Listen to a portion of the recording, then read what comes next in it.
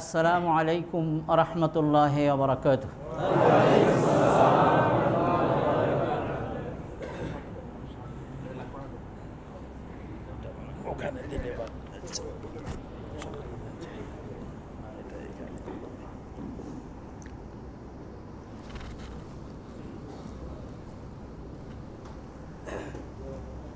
বিসমিল্লাহির রহমানির রহিম।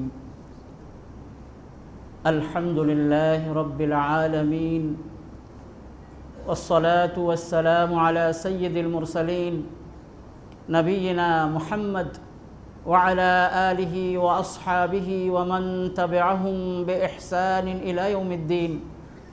আম্মা বা'দু ফাআউযু বিল্লাহি মিনাশ শাইতানির রাজীম। বিসমিল্লাহির রহমানির রহিম। اليوم أكملت لكم دينكم وأتممت عليكم نعمتي ورضيت لكم الإسلام دينا. وقال تعالى: من يطع الرسول فقد أطاع الله ومن تولى فما أرسلناك عليهم حفيظا. وقال أيضا: لقد كان لكم في رسول الله أسوة حسنة. وقال أيضا: وما آتاكم الرسول فخذوه وما نهاكم عنه فانتهوا. وقال رسول الله صلى الله عليه وسلم: من أحدث في أمرنا هذا ما ليس منه فهو رد. رواه البخاري ومسلم. وفي رواية لمسلم: من عمل عملا ليس عليه أمرنا فهو رد. وقال أيضا: عليكم بسنتي وسنة الخلفاء الراشدين المهديين من بعدي عضوا عليها بالنواجذ وإياكم ومحدثات الأمور فإن كل محدثة بدعة وكل بدعة ضلالة.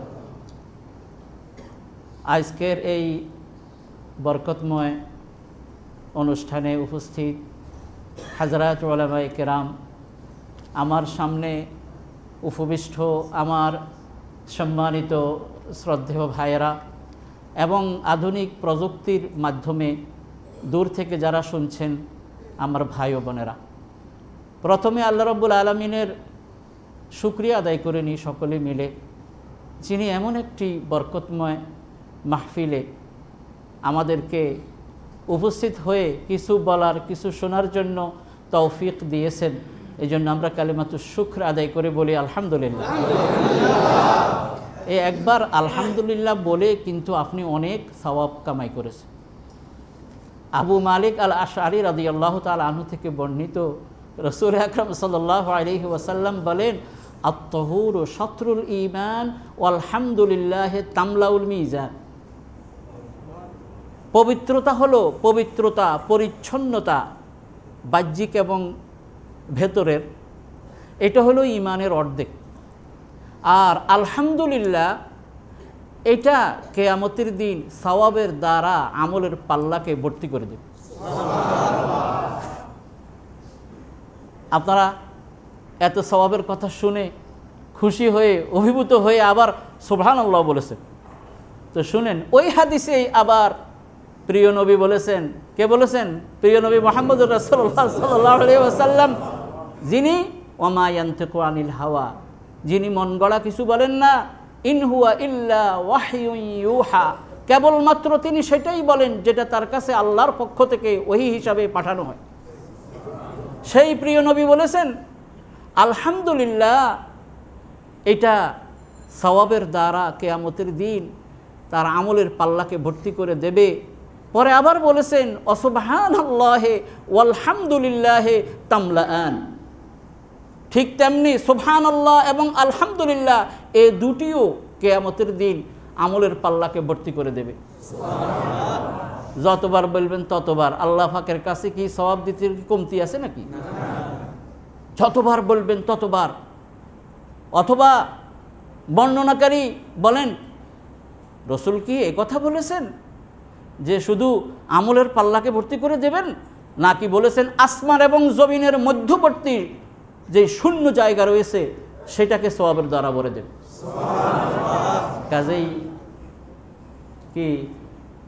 কাজেই আল্লাহর প্রশংসা করতে, সুবহানাল্লাহ বলতে, আলহামদুলিল্লাহ বলতে, লা ইলাহা ইল্লাল্লাহ বলতে, আল্লাহু আকবার বলতে কি বখিলি করার কোনো সুযোগ আছে? আর একটা ফুল কোর্স আছে, ফুল কোর্স। আল্লাহর প্রশংসা, আল্লাহর বড়ত্ব, তার পবিত্রতা, তার মহত্ব, তার একত্ববাদ বর্ণনা করার একটা ফুল কোর্স আছে। সেটা হলো সবাই জানেন, সুবহানাল্লাহি ওয়ালহামদুলিল্লাহি লা ইলাহা ইল্লাল্লাহু আল্লাহু আকবার। It is full course. এটা যদি কোনো বান্দা করে, অর্থাৎ প্রিয় নবী থেকে যেভাবে আল্লাহর প্রশংসার জন্য যে যে শব্দগুলো বর্ণিত হয়েছে, ঠিক সেই শব্দগুলোকে গ্রহণ করে সেটার উপরে আমল করা, এটা হলো সুন্নাহ। আর নিজের ইচ্ছা মতো কিছু বানিয়ে, কিছু যোগ করে, কিছু হজব করে, কিছু অ্যাড করে, কিছু ডিলিট করে, নাউজুবিল্লাহ কিছু করা, এটার নামই বেদাত। আর আজকে আমাদের আলোচনার বিষয় হলো এই বেদাত সম্পর্কে ডক্টর বলেছেন। তো আমার প্রিয় উপস্থিতি, আমাদেরকে সৃষ্টি করেছেন কে? কিসে আমাদের উপকার, কিসে আমাদের ক্ষতি, কি করলে আমরা জান্নাতে যেতে পারবো, আর কি করলে নাউজুবিল্লাহ জাহান্নামের উপযুক্ত হয়ে যাব, যিনি আমাদেরকে সৃষ্টি করেছেন তিনিই তো সবচেয়ে বেশি জানেন। তিনিই তো সবচেয়ে বেশি জানেন, যেহেতু তিনি আমাদেরকে সৃষ্টি করেছেন। কাজেই আমরা যেন সঠিক পথের উপরে চলতে পারি এবং দুনিয়া এবং আখিরাতে আমাদের জীবনকে সুন্দর করতে পারি, এই জন্য আল্লাহ রাব্বুল আলামিন আসমান থেকে কোরআন নাজিল করে আমাদের জীবন বিধান হিসাবে দিয়ে দিয়েছেন কি দেন নাই? আমি এটাকে এভাবে বলি, আপনারা যদি বাজারে যান, ছোট্ট একটা ইলেকট্রনিক্স গুডস থেকে ছোট্ট একটা যদি কিছু কিনেন, কিন্তু সাথে একটা ইয়েস থাকে কি থাকে না, একটা ক্যাটালগ থাকে। এটা কি জন্য? অর্থাৎ যেই ক্যাটালগ দেয়া হয়েছে এইটার আলোকে কিন্তু আপনার এই মেশিনটাকে চালাতে হবে। সনিগো কোম্পানির মেশিন কিনে ন্যাশনাল কোম্পানির ক্যাটালগ দিয়ে চলবে না, কি চলবে না। স্যামসাং মোবাইল কিনে আপনি যদি নোকিয়ার ক্যাটালগ দিয়ে যদি চালান তাহলে চলবে কিনা? নির্ঘাত নষ্ট হয়ে যাবে। তো যেই কোম্পানি বানাইছে সেই কোম্পানির দেয়া ক্যাটালগ হিসেবে আপনি ওই মেশিনটা চালাতে হবে। তাহলে প্রশ্ন হলো, আমাদেরকে বানিয়েছেন কে? তাহলে তিনিও আমাদের এই মানুষ নামক মেশিনটা চালানোর জন্য ক্যাটালগ দিয়ে দিয়েছেন, তার নাম কি? সেই কোরআনের মধ্যে কি তাবিয়ানুল লিকুল্লি শাই, সকল কিছুর বিশদ বর্ণনা এই কোরআনে রয়েছে। আরেক জায়গায় বলেছেন মা ফাররাতনা ফিল কিতাবি মিন শাই, আমি কিতাবের মধ্যে কোনো কিছু বর্ণনা বাকি রাখি নাই। সেই কোরআন আমাদের জন্য। তো আজকের বিষয়ের সাথে সংশ্লিষ্ট অসংখ্য আয়াত কোরআনে কারিমের মধ্যে রয়েছে। তার মধ্যে একটি আয়াত যেটি আমি প্রথমে পড়েছি, ডক্টর ইমাম হোসেন বলেছেন আল-ইয়াউমা আকমালতু লাকুম দীনাকুম, আজকে আমি তোমাদের জন্য তোমাদের দ্বীনকে পরিপূর্ণ করে দিয়েছি। ওয়া আতমামতু আলাইকুম নি'মাতি, আমার নিয়ামতসমূহ আমি তোমাদের জন্য কমপ্লিট করে দিয়েছি। ওয়া রাদিতু লাকুমুল ইসলাম দীনা, দিন হিসেবে আমি তোমাদের জন্য ইসলামকেই মনোনীত করেছি। অর্থাৎ রাদিতু শব্দটি আরবি, আপনারা নিজেরাও তো বলেন আমি রাজি আছি অথবা রাজি নাই, সেখান থেকে রাদিতু মানে আমি রাজি। আল্লাহ বলেন আমি রাজি লাকুমুল তোমাদের জন্য আল ইসলাম ইসলামের ব্যাপারে দিন হিসেবে। তাহলে কি দাঁড়ালো? অর্থাৎ আল্লাহ রাব্বুল আলামিনের নিকট দিন হিসেবে ইসলাম ছাড়া আর অন্য কোনোটাতে তিনি রাজি নন। মাঝখান দিয়ে আরেকটা কথাও বলি, এটাও বেদাত। অর্থাৎ অনেকে বলে সব দিনই তো ঠিক আছে, কি বলেন হুজুর? কি আবার আমাদের কাছ থেকে নিতে চায়। আচ্ছা, আপনারা সবাই বোধ হয় এটার হয়েছে, কি বলেন হুজুর? সব দিনই তো ঠিক আছে, যে যে ধর্মই পালন করুক মোটামুটি তো গোড়া তো এক। আমি বলি সূরাতুল মাইদার ৩ নম্বর আয়াত আল্লাহ বলেছেন ওয়ারাদিতু লাকুমুল ইসলাম দীনা, দিন হিসেবে আমি তোমাদের জন্য একমাত্র অনলি ওয়ান ইসলামকে মনোনীত করেছি। সুতরাং এই কথা যারা বলে তারা কি বেদাতি কথা বলতেছে না? বেদাত মানে আমি সংজ্ঞা দেব পরে। বেদাত মানে নূতন দিনের মধ্যে ধর্মের মধ্যে নূতন কোনো কিছু সংযুক্ত করা, ঢুকানো, সৃষ্টি করা, এটা কি বেদাত। তাহলে আল্লাহ বলে শুধুমাত্র আমার কাছে অ্যাকসেপ্টেড দিন হলো ইসলাম। এখন কেউ যদি নাউজুবিল্লাহ মানে একটু লাইন দিয়ে ভাও দিয়ে একটুখানি চলার জন্য যদি এরকম কথা বলে, তাহলে কি সে নতুন কথা বলল না? আরেক জায়গাতে বলছে ইন্নাদ-দীনা ইনদাল্লাহিল ইসলাম। আরেক জায়গা আরো কড়া করে বলেছে ওমাই ইয়াবতাগি গায়রাল ইসলামি দীনান ফালাই ইউকবালা মিনহু।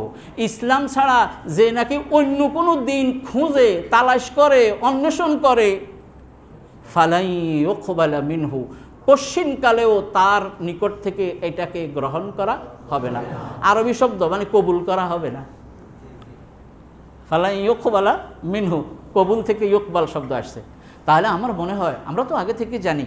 আরেকটা কথাও বলি, আমরা তো সবাই আলহামদুলিল্লাহ, আমি এখানে এসে অভিভূত হয়েছি যে আপনাদের উপস্থিতি এবং আপনাদের যে আগ্রহ, এটা দেখে সত্যিকার অর্থে আমি ভাষায় প্রকাশ করতে পারবো না। শুধু আল্লাহ শুকরিয়া আদায় করি আর বলি আল্লাহ আপনাদের সকলকে কবুল করুন। যেটা হক, যেটা সত্য, যেটা রাইট, যেটা কারেক্ট, যেটা বিশুদ্ধ, যেটা সঠিক, সেটাকে গ্রহণ করার তৌফিক আল্লাহ আমাদের সকলকে দান করুন। তো আল্লাহ রাব্বুল আলামিন আমাদের এই দিনকে পরিপূর্ণ করে দিয়েছেন। আকমালতু লাকুম দীনাকুম। এবং এই আয়াত নাজিল হয়েছে কোথায়? সেই আরাফার ময়দানে, জাবালে আরাফাতে, প্রিয় নবীর বিদায় হজ্জের সময়। এমন এক আয়াত, আমার প্রিয় উপস্থিতি, ইহুদিরা বলে তোমাদের ধর্মে, তোমাদের কোরআনে এমন একটি আয়াত রয়েছে, এমন আয়াত যদি আমাদের কিতাবে নাজিল হতো তাহলে সে দিনকে জাতীয় খুশির দিন হিসাবে মানাতাম। এখন জাতীয় অনেকগুলো দিবস পালন করেন না? আমাদের দেশে অনেক দিবস তো আমরা পালন করি। তো ওরা ওমরকে বলল, তোমাদের ধর্মে এমন একটি আয়াত আছে বা তোমাদের কিতাবে এমন একটি আয়াত রয়েছে, এমন আয়াত যদি আমাদের জন্য যদি এরকম নাজিল হতো তাহলে সেই দিনটাকে আমরা ঈদের দিন হিসাবে এটাকে আমরা পালন করতাম। তখন ওমর রাদিয়াল্লাহু তাআলা আনহু বলেন, কোন আয়াতের কথা বলতেছো? কয় যে আল ইয়াউমা আকমালতু লাকুম দীনাকুম। অর্থটা একটু কয় গিরি, মানে এভরিথিং কমপ্লিট করে দিয়েছে আমাদের জন্য আল্লাহ। তো ওমর বলেন ওইটা তো আমি জানি। দেখেন কয়েছে ওইটা তো আমি জানি, কোথায় নাজিল হয়েছে, কখন নাজিল হয়েছে, কোন মুহূর্তে নাজিল হয়েছে, সবই তো আমরা জানি। তবে আমরা ওই দিনকে ঈদের দিন হিসাবে তো গ্রহণ করতে পারি না, কারণ রাসূল সাল্লাল্লাহু আলাইহি ওয়াসাল্লাম তো আমাদের জন্য বছরে 2টা ঈদ দিয়েই দিয়েছে, ঈদুল আযহা আর ঈদুল ফিতর। কাজে এখন তৃতীয়, চতুর্থ, পঞ্চম কোনো ঈদের দিন হিসাবে মানার তো আর কোনো সুযোগ নাই, মানলেই তো বেদাত হয়ে যাবে।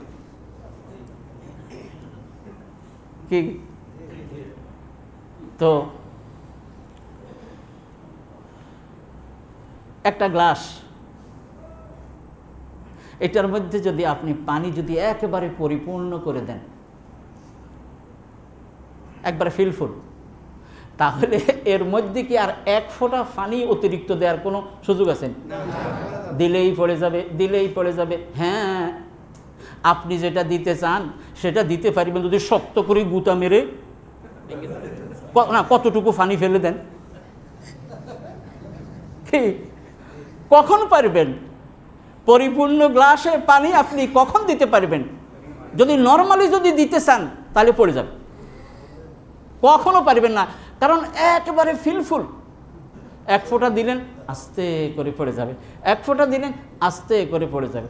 আপনি যদি বলেন যে না দিমুই দিমু, তাহলে পারবেন হয় আঙ্গুল দিয়ে গুতা মেরে, অথবা পাথর একটা হুট করে এর ভিতরে ফেলে দিলে তখন ওই ভিতরে আগে অরিজিনাল, মাওলানা যে বলছে অরিজিনাল আর ডুপ্লিকেট,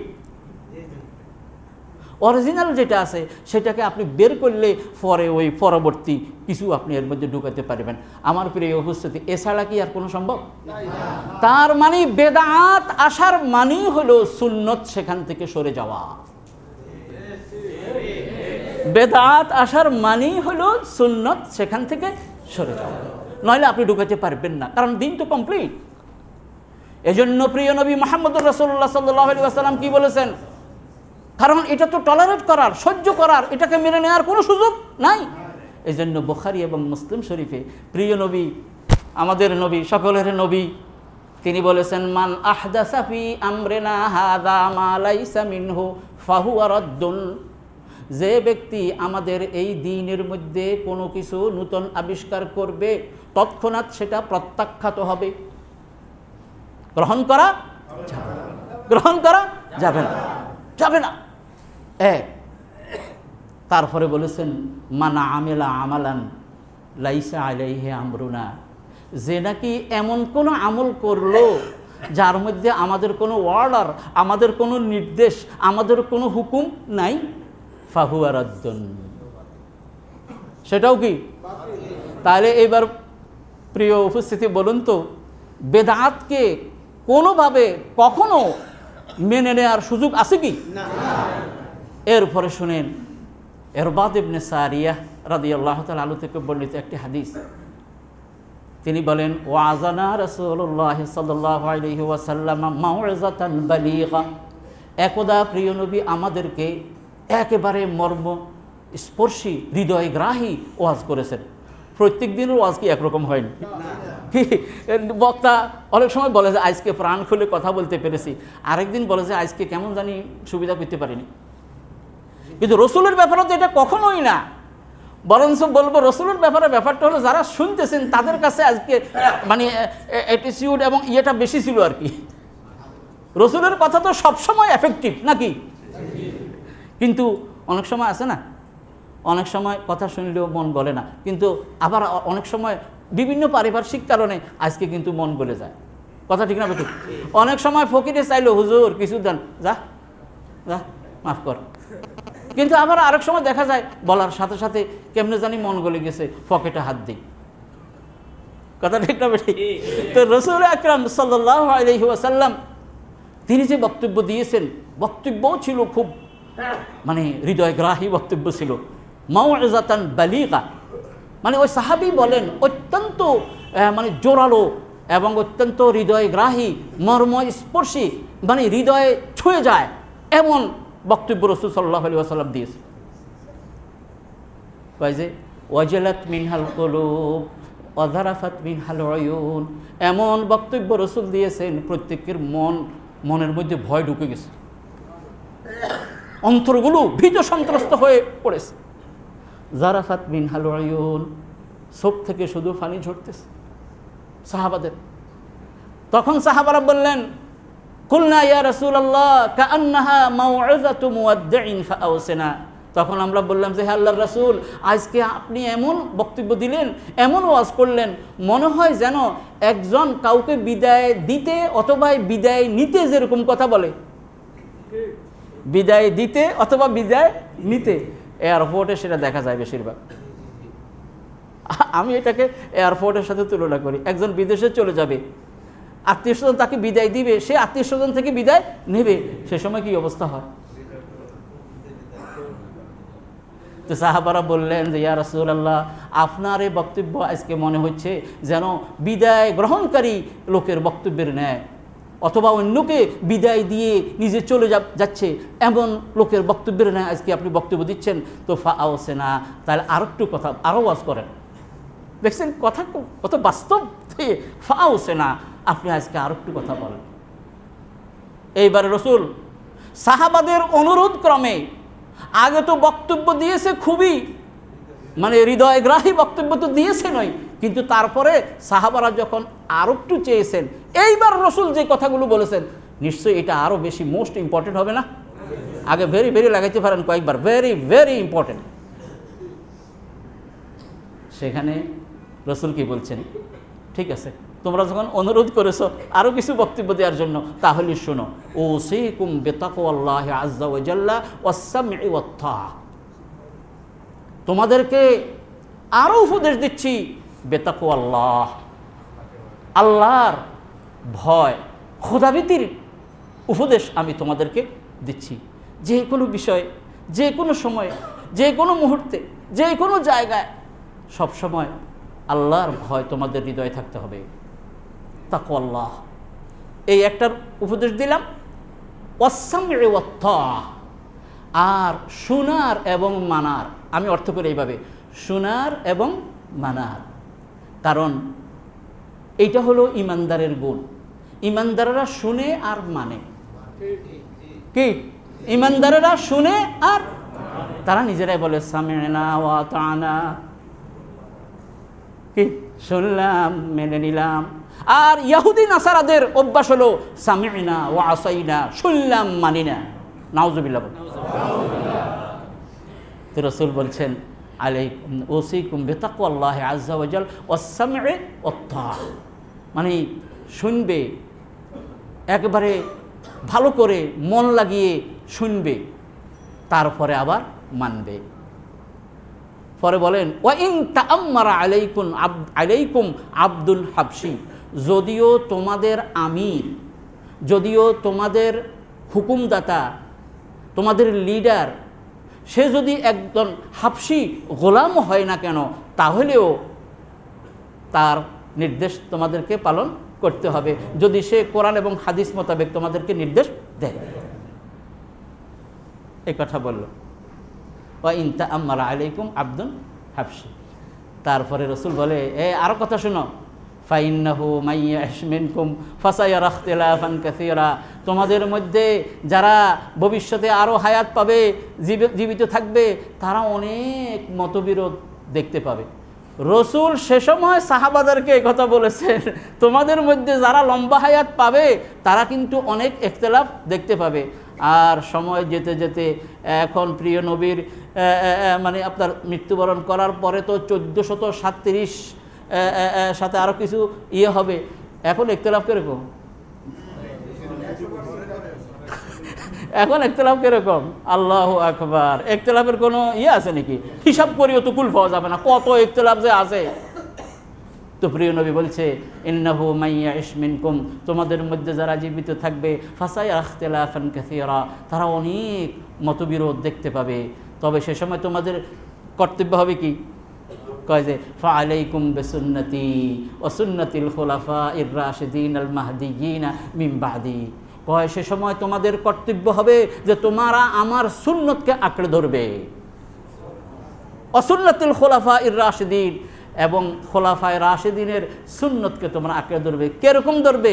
আদ্দু আলাইহা বিন নওয়াজিজ, কয় যে একেবারে দাঁত দিয়ে, মাড়ির দাঁত দিয়ে। মাড়ির দাঁত তো শক্ত, এটাতে কামড়ায় ধরলে বেশি শক্ত করে ধরা যাবে।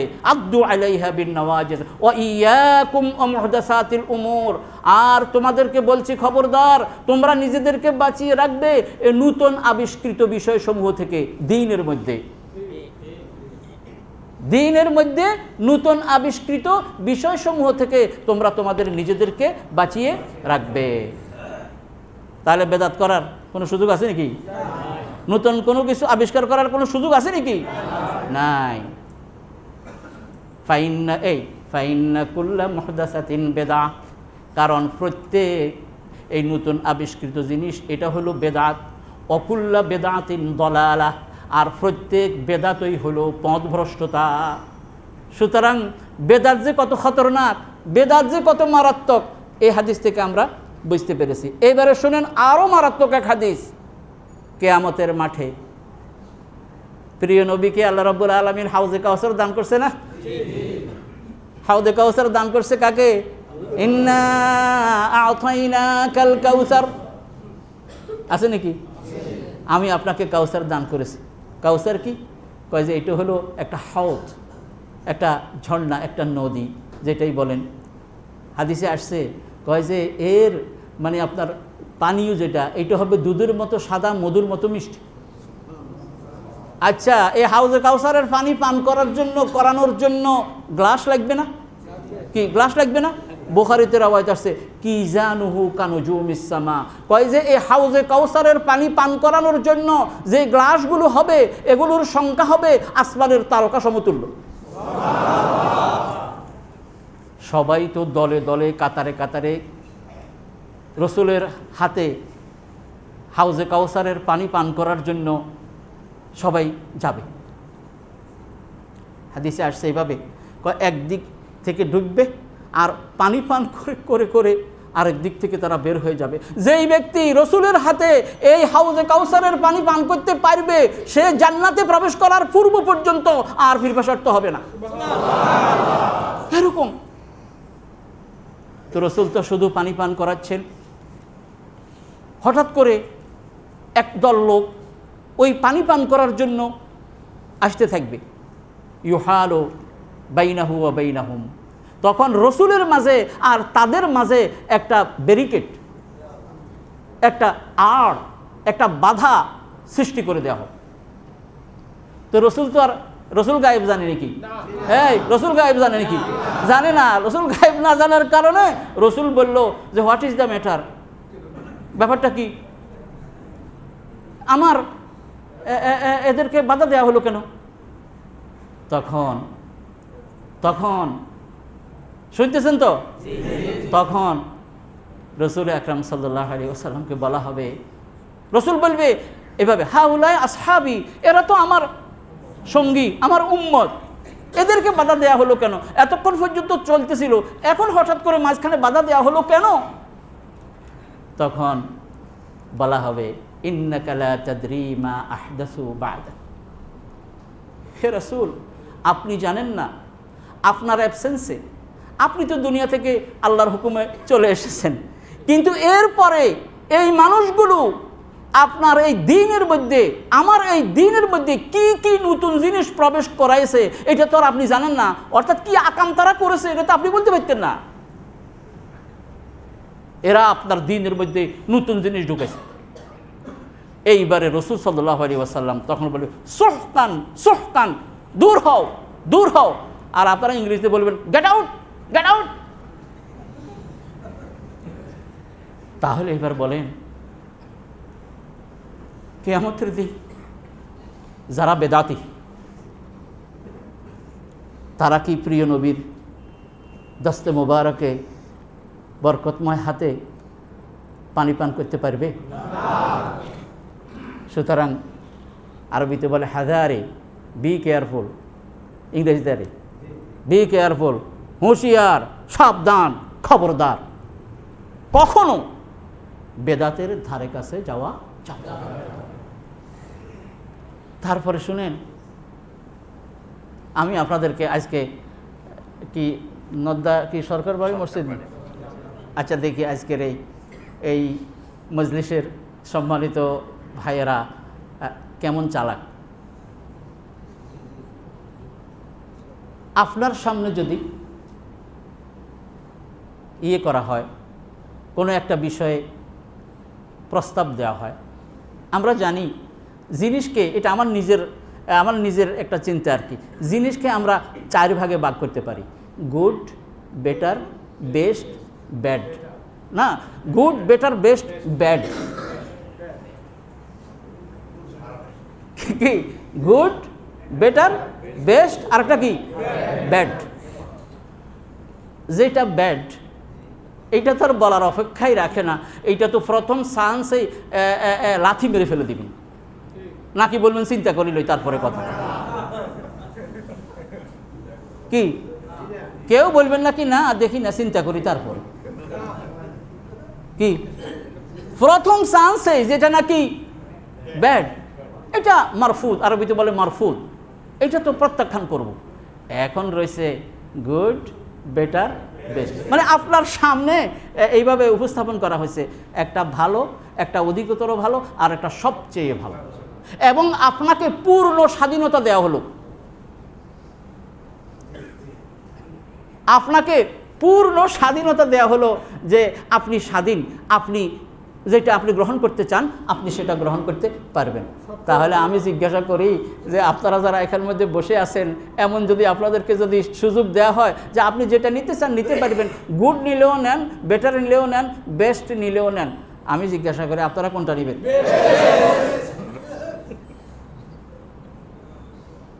তাহলে আপনাদের এই উত্তরের মাধ্যমে আপনারা কোরআনে কারিমের 23 পারায় 19 নম্বর পৃষ্ঠায় আল্লাহ যে কথা বলেছেন সেই কথা অনুযায়ী আপনারা সকলে বুদ্ধিমান, বলেন আলহামদুলিল্লাহ। অর্থাৎ আমাদের সামনে যখন স্বাধীনতা থাকে, গ্রহণ করার কি আছে, স্বাধীনতা আছে, তাহলে অবশ্যই আমরা যেটা বেস্ট এটাকেই গ্রহণ করব। এটা কি শুধু ডাইল সাইল তারপরে মানে হলো মাছ তরকারির ক্ষেত্রে, নাকি সকল ক্ষেত্রে? ওয়াজ শুনতেছেন এখানেও, আপনার সামনে হাদিস এসেছে প্রিয় নবীর সেখানেও। তো এবারে আসেন, আল্লাহ বলেন ফাবাশশির ইবাদ, আমার বান্দাদেরকে সুসংবাদ শোনায় দিন। ফাবাশশির ইবাদ, আমার বান্দাদেরকে সুসংবাদ শোনায় দিন। আল্লাযীনা ইয়াসতামিউনাল কাওলা, যারা মনের কান দিয়ে কথাগুলো শুনে। কারণ আগে আপনি করতে হলে, ফরক করতে হলে, তামিজ করতে হলে, কোনটা ভালো কোনটা মন্দ, কোনটা গুড কোনটা বেটার, এরকম নর্মালি শুনলে হবে না, ভালো করে শুনতে হবে। তো এই জন্য আল্লাহ এখানে শব্দ ব্যবহার করছে ইয়াসতামিউনা, ইয়াসমাউনা ব্যবহার করে নাই। অর্থাৎ যারা নাকি মনের কান দিয়ে কথাগুলো শুনে, ফায়াত্তাবিউনা আহসানা, অতঃপর এই শোনার পরে এর মধ্যে যেটা নাকি সবচেয়ে বেশি উত্তম সেটাকে গ্রহণ করে, উলাইকাল্লাযীনা হাদাহুমুল্লাহ, তারাই হলো ওরা যাদেরকে আল্লাহ হেদায়েত দিয়েছে। উলাইকা হুম উলুল আলবাব, এবং এরাই হলো বুদ্ধিমান, হুঁশিয়ার, সচেতন, চালাক। তারা আজকে আপনারা তো সবাই বলছেন বেস্টটা গ্রহণ করবেন নাকি? আবার শুনেন, চিনি তো মজা লাগে কিন্তু তিতা তো ক্ষতি, কিন্তু ডায়াবেটিস রোগীওয়ালার জন্য কিন্তু তিতাটাই বেস্ট। সেটা আবার মনে করি না যে হুজুর মধু আর এর মধ্যে তো হলো বেস্ট বলেছে, আল্লাহর কথা তো এরকম, আমার জন্য কিন্তু ওই ক্ষেত্রে ওইটা কিন্তু বেস্ট না। মধু আর চিনি যেমনি যা পাবো তা খেয়ে ফেলবো, it is not best for me. Best বলছে যেটা উত্তম, আমার জন্য উপকারী যেটা, সেটাই তো আমার জন্য উত্তম, নাকি নাকি দামে বেশি হলে সেটা উত্তম? বলেন, এটাও কিন্তু মনে রাখতে হবে। তাহলে এইটা বলছি এই জন্য আমাদের সামনে এরকম আসবে, কথা আসবে, হাদিসও তো আসবে। প্রিয় নবীর হাদিস প্রথমে আলার রাসে ওয়াল আইন, শিরোধার্য, মাথার উপরে। এখন যদি আমার সামনে দেখি একটা হাদিস মশহুর মুতাওয়াতির, এটা ওলামারা জানেন, মানে হাদিসের ক্লাসিফিকেশন আছে না, এই যে হাদিস শুরু আমি কয়েকটা শুধু বলি, যেমন হাদিস মুতাওয়াতির, তারপরে মশহুর, তারপরে আজিজ, তারপরে গরিব, আবার সহির ক্ষেত্রে আবার সহি লিজাতিহি, সহি লেগাইরিহি, হাসান লিজাতিহি, হাসান লেগাইরিহি, এরপরে যায় জয়ীফ, এরপরে যায় কি দয়ীফ, তারপরে যায় জাল হাদিস, মৌজু। কি কত ক্লাস, কত স্তর আছে কিনা নাই? তো এখন আমার সামনে যদি, আশা করি আপনারা আমার সাথে একমত হবেন, এখন আমার সামনে যদি এরকম বিভিন্ন হাদিস আসে আর আমাকে পূর্ণ এখতিয়ারও রয়েছে গ্রহণ করার, তাহলে কি আমি বেছে বেছে দেখে দেখে যাচাই করে করে যেটা নাকি সবচেয়ে উত্তম সেটা কি গ্রহণ করব না? আলহামদুলিল্লাহ, এইটাই তো। এখন আসেন এই যে বেদাতের ক্ষেত্রে আমি যদি দেখি যে একেবারে সবচেয়ে বিশুদ্ধ হাদিস হলো এটাই কথা বলে, তখন যদি এটার অপোজিটে তখন যদি এটার অপোজিটে যদি এমন হাদিস থাকে যেটা ওইটার মতো মনে করেন ইয়ের পর্যায়ে আছে আর কি, বেস্ট নয়, সেটা হয়তো আরও পরের নিচে তবকার মধ্যে রয়েছে, তাহলে আমার তো মনে হয় চক্ষু বন্ধ করে বিনা দ্বিধায় নিঃসংকোচে যেটা নাকি সবচেয়ে উত্তম বেস্ট যেটা, এটাকে আমরা গ্রহণ করতে সবাই একমত কি না? নাকি ইমামের একটা কথা আমার খুব ভালো লেগেছে, না হুজুরে যখন বলছে, ডক্টর ইমামে যখন বলছে এটা ফোঁসা হোক আর যাই হোক, কি আপনারা কি একমত হবেন? জি না, প্রিয় নবী থেকে এইভাবে বর্ণিত হওয়ার পর আর অন্য কোনো দিকে তাকানোর কোনো সুযোগ নাই। দলিল শুনেন, মাই ইউতিউর রাসূল ফাকাদ আতা আল্লাহ, যে ব্যক্তি রাসূলের আনুগত্য করলো সেই আল্লাহর আনুগত্য করলো। তাহলে অর্থ কি দাঁড়ালো? যে নাকি রাসূলের আনুগত্য করলো না সে আল্লাহরও আনুগত্য করলো। কথা এটা নয় কি? সূরাতুন নিসা, মাই ইউতিউর রাসূল ফাকাদ আতা আল্লাহ, যে নাকি রাসূলের আনুগত্য করলো সেই আল্লাহর আনুগত্য করলো। কথা দাঁড়ালো যে নাকি রাসূলের আনুগত্য করলো না সে আল্লাহরও আনুগত্য করলো। আপনি কি আল্লাহকে ভালোবাসার দাবি করবেন? অবশ্যই করবেন, অবশ্যই করবেন। তাহলে শুনেন, কুল ইন কুনতুম তুহিব্বুনাল্লাহা ফাত্তাবিউনি ইউহিব্বুকুমুল্লাহু ওয়া ইয়াগফির লাকুম যুনুবাকুম। কার কথা? হে রাসূল, আপনি বলে দিন, ইন কুনতুম তুহিব্বুনাল্লাহা, তোমরা যদি আল্লাহকে ভালোবাসো, অর্থাৎ আল্লাহকে ভালোবাসার দাবি করো। ভালোবাসে ফেললে তো হয়ে গেল, কি ভালোবেসে ফেললে তো কাম হয়ে গেল, যে না, অর্থাৎ ভালোবাসার যদি দাবি করো যে আই লাভ আল্লাহ, ইন কুনতুম তুহিব্বুনাল্লাহ, তোমরা যদি আল্লাহকে ভালোবাসো, আমি অর্থ করি ভালোবাসার দাবি করো, তো ফাত্তাবিউনি, তাহলে আমার অনুসরণ করো। কার? সব তো আপনারা জানেন, শুধু মানে একটুখানি আলোচনা করলে একটু তাজা হয় আর কিছু, আপনারা তো সবই জানেন মাশাআল্লাহ। আর কথা এটা ঠিক ইয়ে হচ্ছে, আর এটা সত্য। আল্লাহ এই জন্যই কোরআনে কারিমে আরেক জায়গায় বলছি কি, ওয়াযাক্কির, ২৭ পারায় কয় ওয়াযাক্কির, উপদেশ দাও, মনে করাইয়ে দাও, ফাইন্না যিকরা তানফাউল মুমিনিন, কারণ এই উপদেশ ইমানদারদেরকে উপকার পৌঁছায়। আমি এইভাবে বলি, মনে করুন একসাথে পড়েছেন 25 বছর আগে, আর 25 বছরে দেখা হয়নি, আপনিও বিদেশে চলে গেছেন, সেও হয়তো বিদেশে চলে গেছে, 25 বছর পর হঠাৎ করে তার সাথে দেখা, এখন কি শারীরিক সব দিক থেকে পরিবর্তন হয়েছে না? মনে করতে পারতেছেন না, এই তুমি তুমি হাফেজ রহমতুল্লাহ না? আমার কথা বলছি এই জন্য, আমার এক বন্ধু ক্লাসমেট ছিল, নাম হলো হাফেজ রহমতুল্লাহ, এই জন্য এটা বলছি। কি বলেন, 25 বছর পর 30 বছর পর দেখা হলে প্রথমে হুট করি ইয়ে হয় না, এই মনে করেন, এই মনে পড়তেছে না, মনে পড়তেছে না, আচ্ছা এই তুমি হাফেজ রহমতুল্লাহ না? অর্থ কি জানেন? অর্থ এই যে হাফেজ রহমতুল্লাহর চেহারা সম্বলিত যেই মানে আপনার নলেজটা আপনার স্মৃতিতে, আপনার ব্রেনে যেই কোষটা ধারণ করছিল, দীর্ঘ 25 বছর ইউজ না হওয়ার কারণে এটা বোতা হয়েছিল। এখন যখন বললেন এই তুমি, ওটা ওয়াশ হচ্ছে, ওখানে কিন্তু এটা তৎক্ষণাৎ ইয়ে হয়ে যাচ্ছে ব্রেনের ভিতরে, কথা ঠিক না? ঠিক আপনার এখন ইয়ে হয়ে যাচ্ছে ব্রেনের ভিতরে। এরই ভিতরে কিন্তু ও উপরে যে ময়লা পড়ছিল 25 বছর ব্যবহার না হওয়ার কারণে এইটা সরে গেছে, আর হুট করে আপনার সামনে সাপ্লাই দিয়ে দিছে এটা রহমতুল্লাহ। আচ্ছা, পরের দিন সকালে দেখা হইলে কি এরকম করানো লাগবে নি? তুই কে রে, কি পরের দিন কি আবার এরকম ই করানো লাগবে? কারণ কি, ওইটা আবার ওয়াশ হয়ে গেছে। এইটার নাম ওয়াযাক্কির, মনে করাই দাও। আজকে হয়তো মনে নাই, কারণ আপনারা মনে করেন আজকে যে কথাগুলো শুনবেন অন্তত কিছুদিন এটা ইয়ে থাকবে, আবার একদিন শুনলে আবার কিছুদিন ইয়ে থাকবে, এটাই নিয়ম।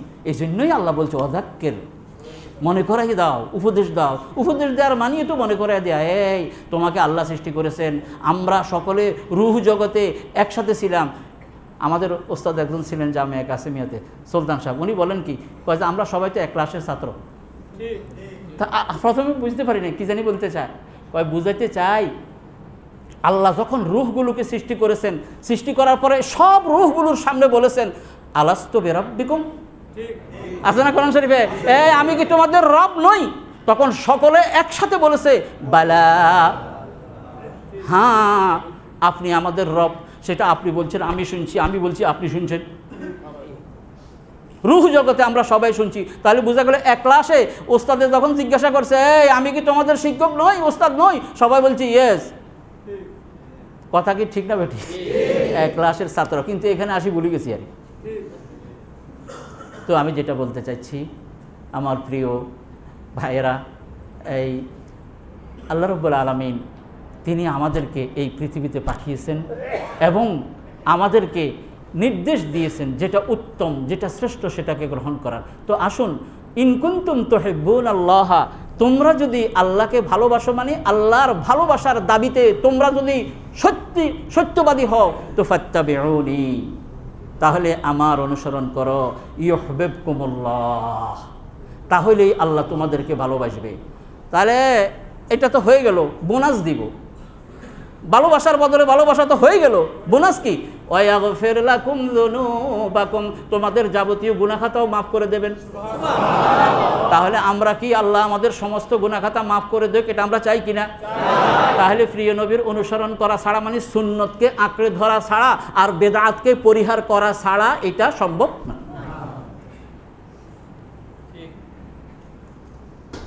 বেদাত অত্যন্ত ভয়ঙ্কর, মাওলানা বলেছেন, ইশারা করেছেন, কারণ যে নাকি বেদাত করে সে এটাকে আবাদত মনে করে।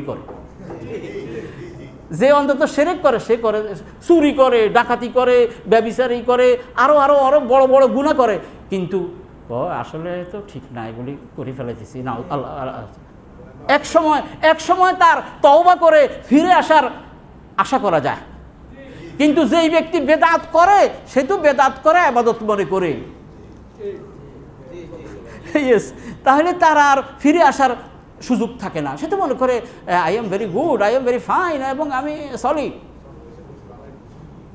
আমি তো একবারে পিওর খাঁটি, হ্যাঁ আমি আবাদত করতে আসি।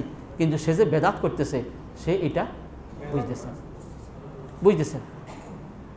কত বেদাত আছে আমার প্রিয় ভাইয়েরা, সেটা বর্ণনা করতে গেলে তো লম্বা লম্বা ইয়ের দরকার। কিছু আছে আমরা অতিরিক্ত করে বেদাত করি, কিছু আছে ছেড়ে দিয়ে বেদাত করি। অর্থাৎ রসুলের সময় ছিল, এখন আমরা নতুনভাবে আবিষ্কার করছি এটা করার দরকার নাই। রসুলের সময় ছিল, এখন আমরা বলি যে এটা করার দরকার নাই। এটা হলো ছেড়ে দেওয়ার বেদাত। কথাটা বুঝতে পারছি তো? যেমন মনে করুন প্রিয় নবীর সময়ে, এই আপনারা ইয়ে খুলে দেখেন, প্রিয় নবীর সময়ে একটা উদাহরণস্বরূপ শুধুমাত্র, যে সালাম ফিরানোর পরে প্রিয় নবী যে কাজগুলো করতেন, শুনেন না, প্রিয় নবী যে কাজগুলো করতেন আমি একটুখানি শুধু ইশারা করি। যেমন বুখারীতে রিওয়ায়াত আছে ইবনে আব্বাস থেকে, কয় যে কুন্না নারিফু ইনকিদা সালাতি রাসূলিল্লাহ সাল্লাল্লাহু আলাইহি ওয়াসাল্লাম বিতাকবীর, কয় যে আমরা রসুলের নামাজ যে শেষ হয়েছে এটা আমরা বুঝতাম ওই সাহাবারা সবাই মিলে একবার আল্লাহু আকবার বলে উঠত। আচ্ছা, তারপরে শুনেন, এরপরে রসুল করতেন আস্তাগফিরুল্লাহ আস্তাগফিরুল্লাহ আস্তাগফিরুল্লাহ 3 বার। তারপরে আল্লাহুম্মা আনতাস সালাম ওয়া মিনকাস সালাম তাবারাকতা ইয়া যাল জালালি ওয়াল ইকরাম। তারপরে লা ইলাহা ইল্লাল্লাহু ওয়াহদাহু লা শারীকা লাহু লাহুল মুলকু ওয়া লাহুল হামদু ওয়া আলা কুল্লি শাইইন কাদির। আল্লাহুম্মা লা মানিআ লিমা আতাইতা ওয়া লা মু'তিয়া লিমা মানা'তা ওয়া লা ইয়ানফা'ু যাল জাদ্দি মিনকাল জাদ। লা হাওলা ওয়া লা কুওয়াতা ইল্লা বিল্লাহ ওয়া লা না'বুদু ইল্লা ইয়্যাহু মুখলিসিনা লাহুদ-দ্বীন ওয়া লাউ কারিহাল কাফিরুন। আল্লাহুম্মা আইন্নি আলা যিকরিকা ওয়া শুকরিকা ওয়া হুসনি ইবাদাতিক। তারপরে সুবহানাল্লাহ 33 বার, আলহামদুলিল্লাহ 33 বার, আল্লাহু আকবার 33 বার, 34 বার, এটা আছে।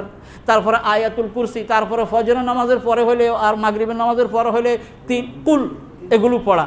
এগুলো ছিল রাসূলের আমল ফরজ নামাজের পরে। আমি আক্রমণাত্মকভাবে বলবো না, এখন যেখানে যেখানে এগুলি হয় না, কি যেখানে যেখানে এগুলি হয় না সেখানে সেখানে ছেড়ে দেওয়ার বেদাত চলছে। রসুলের সময় ছিল, এখন নতুন আবিষ্কার করছি, এগুলি নেই। আর অতিরিক্ত করি। আমাদের হারুন ভাই একটা কথা বলতো, দেখেন অতিরিক্ত কেমন হয়, শুনেন না। যে আল্লাহ রসুল বলছে আল্লাহুম্মা আনতাস সালাম ওয়া মিনকাস সালাম তাবারাকতা ইয়া যাল জালালি ওয়াল ইকরাম। আপনারা হাদিস খুলে দেখেন, আল্লাহুম্মা আনতাস সালাম ওয়া মিনকাস সালাম তাবারাকতা ইয়া যাল জালালি ওয়াল ইকরাম। এখন আমি কি বলি? আমি বলি আল্লাহুম্মা আনতাস সালাম ওয়া মিনকাস সালাম হাইয়িনা রাব্বানা বিস সালাম ওয়া আদখিলনাল জান্নাতা দারাকা দারাস সালাম তাবারাকতা রাব্বানা ওয়া তাআলাইতা ইয়া যাল জালালি ওয়াল ইকরাম। আমি বাড়াইছি, কথাটা বুঝতে পারছেন?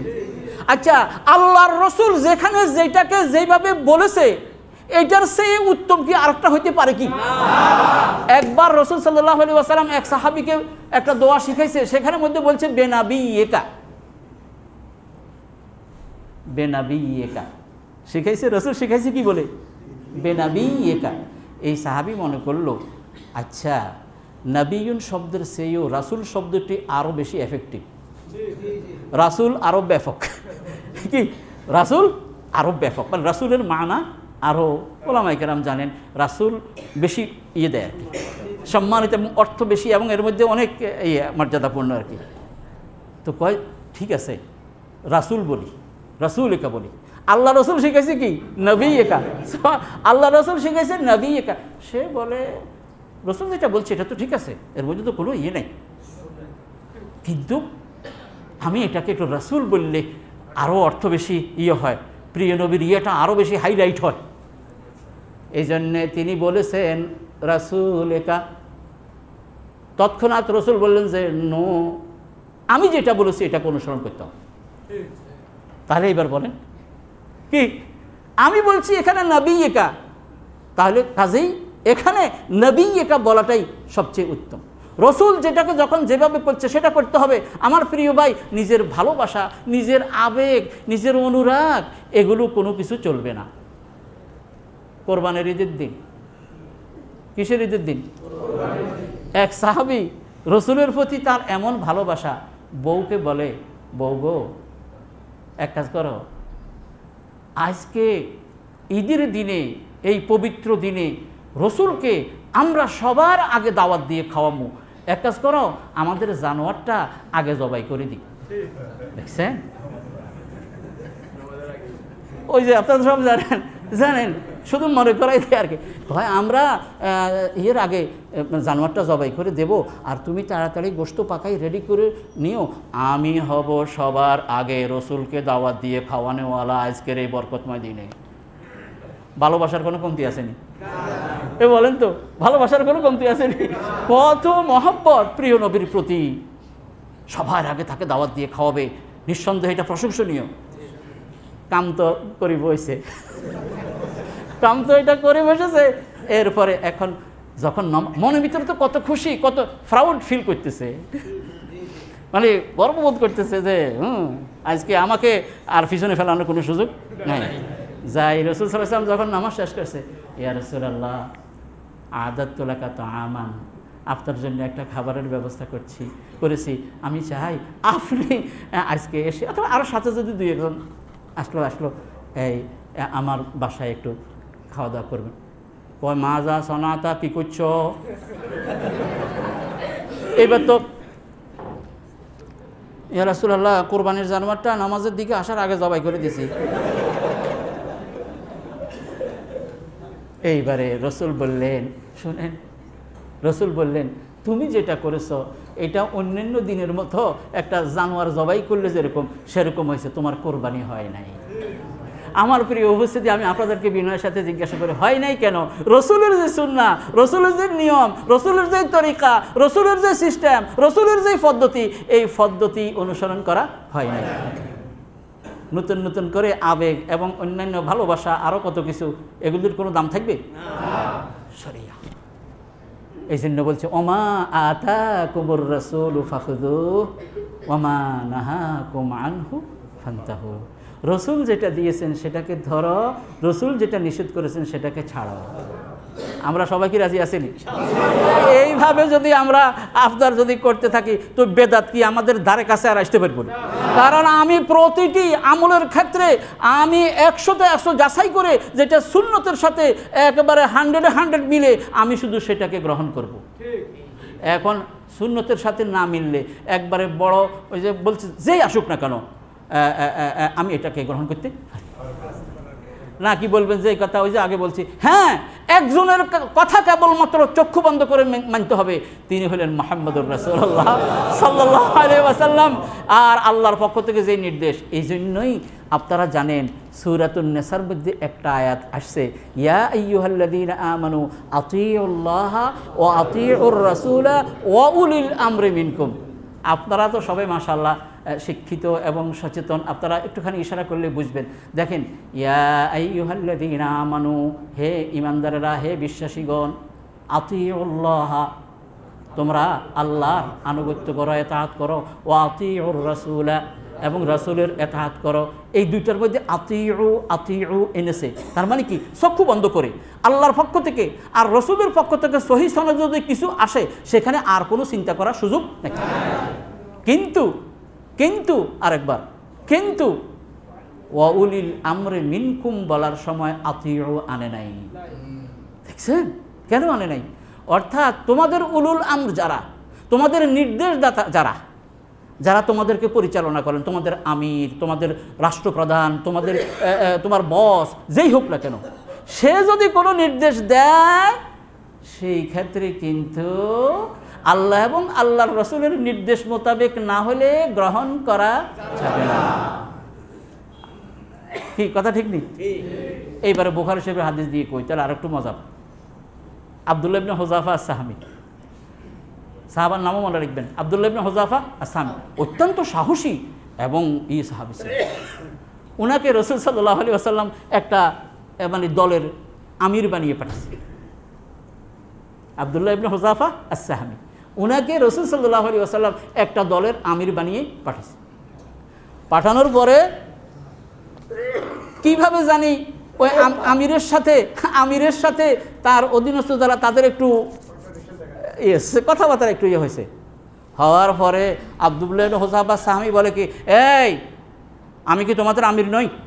কয় ইয়েস, আপনি আমাদের আমির।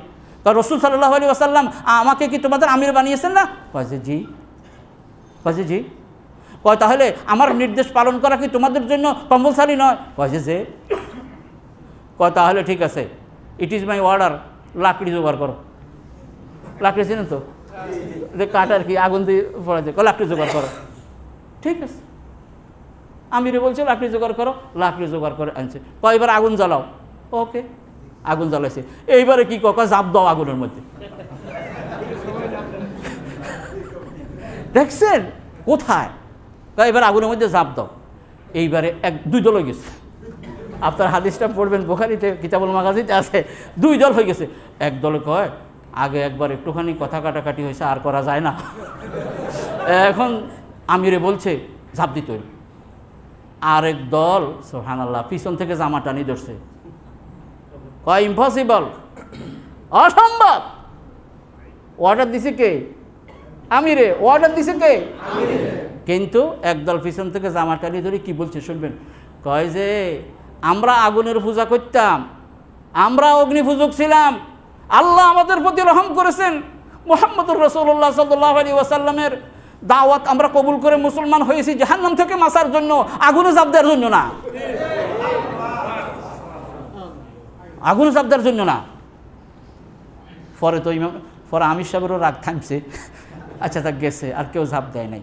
পরে রাসূল আকরাম সাল্লাল্লাহু আলাইহি ওয়াসাল্লামের কাছে যখন কথাটা বলা হয়েছে যে ইয়া রাসূলুল্লাহ এরকম ঘটনা ঘটছে, রাসূল কি বলছে, যদি এই আমিরের নির্দেশে আগুনের মধ্যে ঝাঁপ দিত তাহলে এই আগুন থেকে আর বের হইতে পারত না, তার মানে সবাই জাহান্নামী হয়ে যেত। তখন রাসূল সেই যুগান্তকারী কিয়ামত পর্যন্ত যেই হাদিস আমাদের জন্য অনুকরণীয়, অনুসরণীয় হয়ে থাকবে, মডেল হয়ে থাকবে, রাসূল বলেছেন ইন্নামাত তাআতু ফি মা'রুফ, আনুগত্য হবে ভালো কাজে, ফি মারুফ, ইন্নামা তাআতু ফি মারুফ, আনুগত্য হবে কিসে? ভালো কাজে। তাহলে কি আমরাও তো কি রাসূলের পক্ষ থেকে এরকম কিছু আসলে চক্ষু বন্ধ করে আমরা সেটাকে মেনে নেব? আরও বলছে লা তাআতা লি মাখলুকিন ফি মাসিয়াতিল খালিক, কোনো মাখলুকের আনুগত্য করা যাবে না আল্লাহর নাফরমানি করে। তো সুতরাং কি এটাকে ই করবে না সময় তো? হ্যাঁ, আচ্ছা, তো ঠিক আছে। আমি শুধু এতটুকু বলতে চাইছি, আসলে তো মানে বেদাতের যেই বিভিন্ন ইয়েগুলো তো আর এখানে আলোচনা করার ইয়ে করি নাই। অনেক বেদাত, অনেক বেদাত, কত বেদাত যে রয়েছে। আচ্ছা, হজ করছেন কারা কারা? চাই একটু হাত উঠান দেখি। হ্যাঁ, ও মাশাআল্লাহ, হজ করে আসছেন। আমি আপনাদেরকে জিজ্ঞাসা করি, এই যে আল্লাহ আজকে এখানের মধ্যে আমরা যতজন আসি সবাইকে আল্লাহ হজ করার তৌফিক দেন। শুনেন, বলতে আপনি সংকোচ করেন, কিন্তু আল্লাহ রাব্বুল আলামিনের কাছে দিতে কি কোনো অভাব আছে? এই জন্য চাইতে আপনারা কখনো বকিলি করবেন নাকি মনে মনে করবেন টিয়া পয়সার তো কোনো লাইন দেখি না, কই লাভ হইব? আল্লাহর ওয়াস্তে বলতেছি, এই কথা করবেন না। আপনি শুধু চাইবেন, আপনি শুধু চাইবেন, দেনওয়ালা যিনি আছেন তার কাছে কোনো কিছুর অভাব নাই। আপনারা শুনলে অবাক হবেন, নরসিংদীর রায়পুরা এক লোকে 22 বার হজ করছে। তো আমি মানে হাজিদের আলোচনায় মানে বক্তব্য রাখার জন্য গেছিলাম, তো পরে বললো যে 22 বার হজ করেছে। আমিও অবাক হয়েছি, ব্যাপারটা কি? পরে শুনছি কি শুনবেন, এই লোকটা বাবুরসি ছিল, ভালো ফাঁকাইতে জানতো, প্রত্যেকবার হাজি সাহেবরা তারে লই যেত হজ করতে। তার মানে ফাঁকাইবে আর কি। চিন্তা করছেন? তাহলে কি সাইতে কোনো অসুবিধা আসেনি? আল্লাহ রাব্বুল আলামিন তার দরবার হলো এমন এক দরবার যেখানে আপনি যত বেশি অন্যায় করার পর যত বেশি তার কাছে আপনি ধর্ণা দিবেন তত বেশি আল্লাহ খুশি হয়। পক্ষান্তরে শুনেন না, আমি মনে করুন একটা প্রতিষ্ঠানে ভাইস প্রিন্সিপালের দায়িত্ব পালন করছি, মনে করুন শুধু চুরি হয়, ফুলামাদের বই নিয়ে যায়, খাতা কলম নিয়ে যায়, ধরতে পারি না চোর। এখন যদি কয়েকদিন পরে যদি চোর যদি আমার কাছে আসি বলে যে হুজুর বিগত 2-4 বছরে যা চুরি হয়েছে আমি করছি, আমারে মাফ করে দেন, আমি কবু পাইছি রে পাইছি। কথা ঠিক না বেটি? কন, আমি বলবো যে পাইছি, এবার আর ছাড়াছাড়ি নাই, একদিন পর্যন্ত তোর জ্বালায় বাঁচলাম না। কিন্তু মহান আল্লাহ রাব্বুল আলামিন বান্দা যত বেশি তার গুনাহ স্বীকার করে আল্লাহ তত বেশি খুশি। সুতরাং আল্লাহর কাছে চাইতে কখনো কুণ্ঠাবোধ করবেন না, কখনো এই কথা বলবেন না দিবনি না দিত না, কে জানে না। আল্লাহর ওয়াদা আছে, গ্যারান্টি দেয়া আছে, উদউনি আস্তাজিব লাকুম, তোমরা আমার কাছে চাও আমি তোমাদের ডাকে সাড়া দেব। সুতরাং চাইবেন, বেশি করে চাইবেন। তো যেটা বলতে চাইছিলাম বেদাতের কথা, আপনারা যারা হজ করছেন একবারে সত্য কথাটা বলি তো দেখি, জান্নাতুল বাকিতে গেছেন না? কি ইয়েতে আর কি মসজিদে নববীর মানে পূর্ব পাশে তো বিশাল সেই, সেখানে আয়েশার কবর, হাফসার কবর, উম্মাহাতুল মুমিনিনদের অনেকের কবর, তারপরে আরও উসমানের কবর, তারপরে আরও অসংখ্য সাহাবাদের কবর। কয়টা কবর মধ্যে ফাঁকা দেখছেন? আহসানতা, বাতি দেখছেন? শালু কাপড় দিয়ে ঢাকা দেখছেন? দেখছেন নাকি? তাহলে আমাদের দেশে এগুলি যেগুলি চলছে এগুলো কি একদিক থেকে বেদাতবাদী নতুন, বেদাতবাদী কি নতুন, মরে যাওয়ার পরে যেগুলো নাকি করতেছি, যেগুলো রাসূলের সময় ছিল না, সাহাবাদের সময় ছিল না, এখন যেগুলো চলতেছে, তাহলে একদিক থেকে এগুলো হলো বেদাত, আর একদিক থেকে এগুলো হলো শিরক। কথা ঠিক নেই? রাসূল বলছে কি, আরে মৃত্যুর আগে বারবার রাসূল বলছে লাআনাল্লাহুল ইয়াহুদা ওয়ান নাসারা ইত্তাখাযু কুবুর আম্বিয়াহিম মাসাজিদ, কয় যে ইহুদি এবং নাসারাদের উপরে আল্লাহ লানত, তারা নবীদের কবরকে মসজিদ বানাইছে। বারবার আরও বলছে লা তাত্তাখিযু কবরি ওয়াসানান ইউবাদ, খবরদার আমার কবরকে এরকম প্রতিমার মতো বানাইও না যে এখানের মধ্যে পূজা করা হবে।